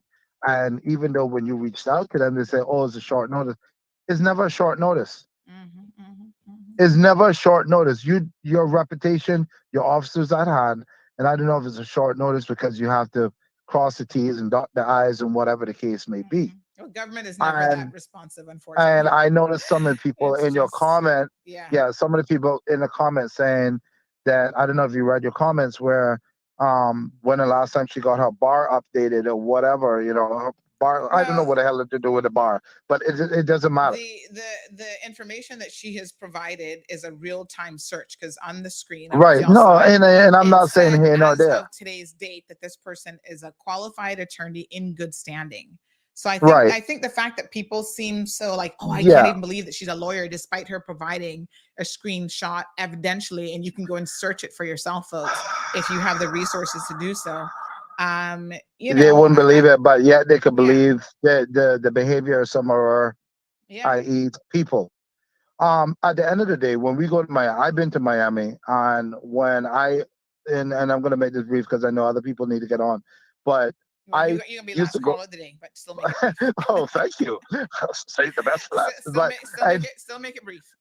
Yeah, but what I'm saying is, I used to go to Texas a lot when back in the 90s, and my girlfriend at the time was in Texas, and I used to go there a lot to visit her. And first thing the custom officer said to me, why am I coming to the States so often? Why am I doing this? And it sent me to secondary. I end up missing 3 flights. End up having to sleep at the airport in Miami, right? Until I could get the next flight to go to Fort Worth. She was so upset that she came down, she flew down from Dallas to Miami because they were still wanting to question me, want to find out who she was and this and that, until she came down and she showed her credential and she went irate. Ever since then, they never even said a word to me. She said, make sure you put that on file, and they never said the word. I walk right through Miami up to this day. They look at my passport, look back at me, and go, and done. All right, caller. But anyway, forever it is, it needs to be sorted, and we'll talk on the deal. Sounds good. All right. All right. So some of you are asking for the minister. Charles Whitaker says, where's Kenneth Bryan? He's always listening and calling in. Why is he silent now? Oh, Lord. Ali says, where is the Minister of Tourism? Alejandro says, caller MP. Well, honey child, we not got time for Kenneth now because it's already 9:58. So we are going to wrap up the show.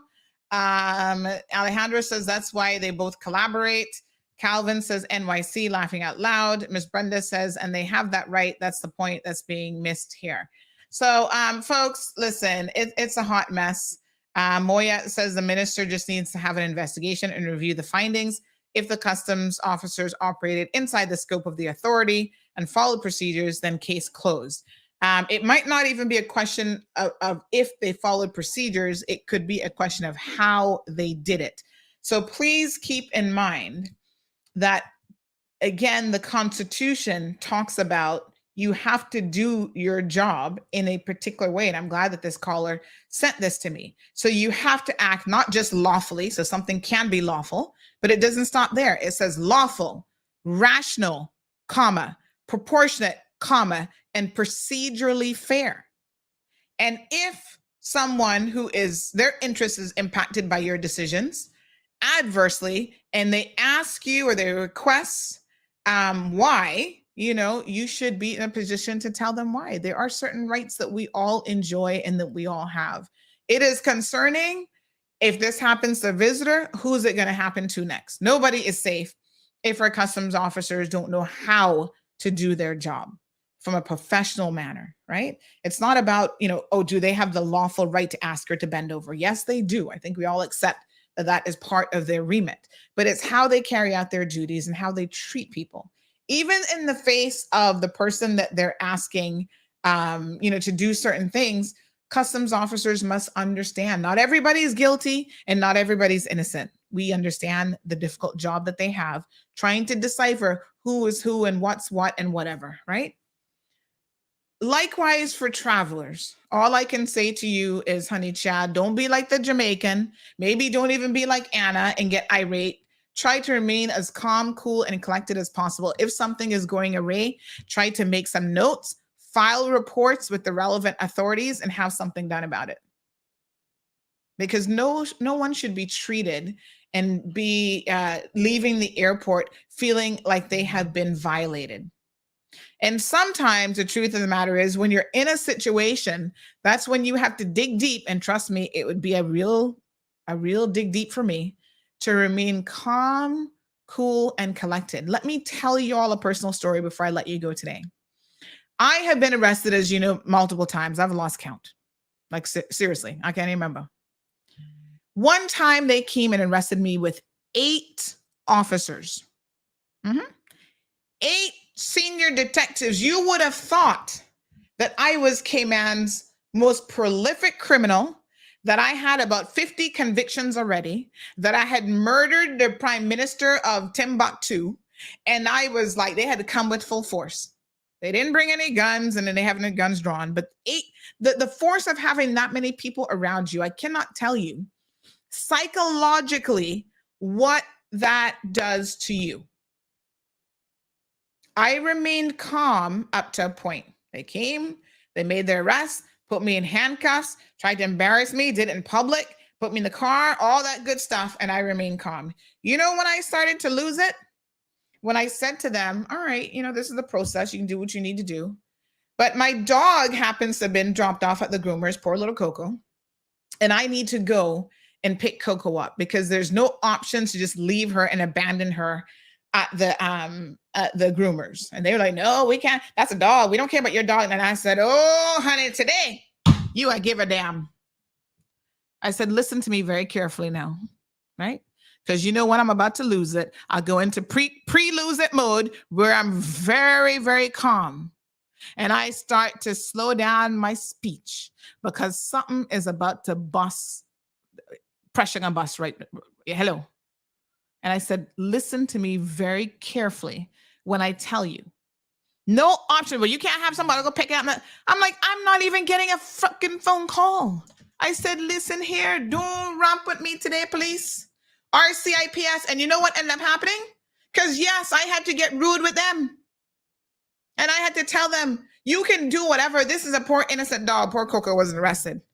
I said, I need to pick up my dog. Oh, we're going to be taking you to your house and do a search. I said, good. Because Animal House right this so on the way. I hope you know that they stopped at Animal House, took me out of handcuffs, made me go inside, pay for my services, pick up Coco, and take Coco home. Because we would not have, somebody would have get kicked in the head that day. I would have been a Tiffany Conley that day with justification. Tiffany action's not justified, I'm just saying. Yeah. And I was like, no. So poor little Coco, and now when she get in the car, Coco's so friendly. She like wagging her tail out. I'm trying to lick them. I said, Coco, these people are not our friends. Please don't lick them. Don't even look at them. And you can tell the ignorance of Caribbean people, Jamaican officers. They're scooting over like, oh, I didn't want your dog touching me. I said, if my dog had any sense, she'd be biting you right now. But anyway, Coco's a sweet little dog, so leave her right over there. And when I got home, I put my dog inside. I could get her feed, whatever. And then I dealt with the police officers. We all have a breaking point. Mark said, did you pay for delivery? We all have a breaking point. And I'm telling you, that day, had they not allowed me to go and get my dog, we were going to have a major incident on our hands. Thank God they had a little bit more sense and everything in the end worked out. Ms. Donna says, Kenneth Bryant is not in charge of customs. Customs is border control, which is Chris Saunders. I think people are mentioning Kenneth Donna from the perspective of he is the Minister of Tourism, and this was a visitor to our island. But your point is taken that customs actually does not fall under him. All right, folks. Thank you guys so much for tuning into the program today. Please have a safe day and a safe weekend, and we will catch up next week. Now, remember, I'm off for a couple days, but still tune in because we've got some content for you on Monday and some content scheduled for Tuesday as well. Monday is another episode, and you don't want to miss this one, of Cayman Voices. Until then, take care. Peppermint, sorrel, ginger, fever grass, or English. Get it ready. Your morning tea just got hotter. Ooh, honey child. On the Cold Hard Truth, Bobo 89.1 and Cayman's #1 talk show are bringing you morning talk like no one else. Monday Rewind, Impact Wednesdays, Caribbean Connections, and much more. Don't miss a beat with what's happening in the local community. Just keep sipping your tea. What a mess. Here's your host, live and direct from the Cayman Islands, Sandy Hill.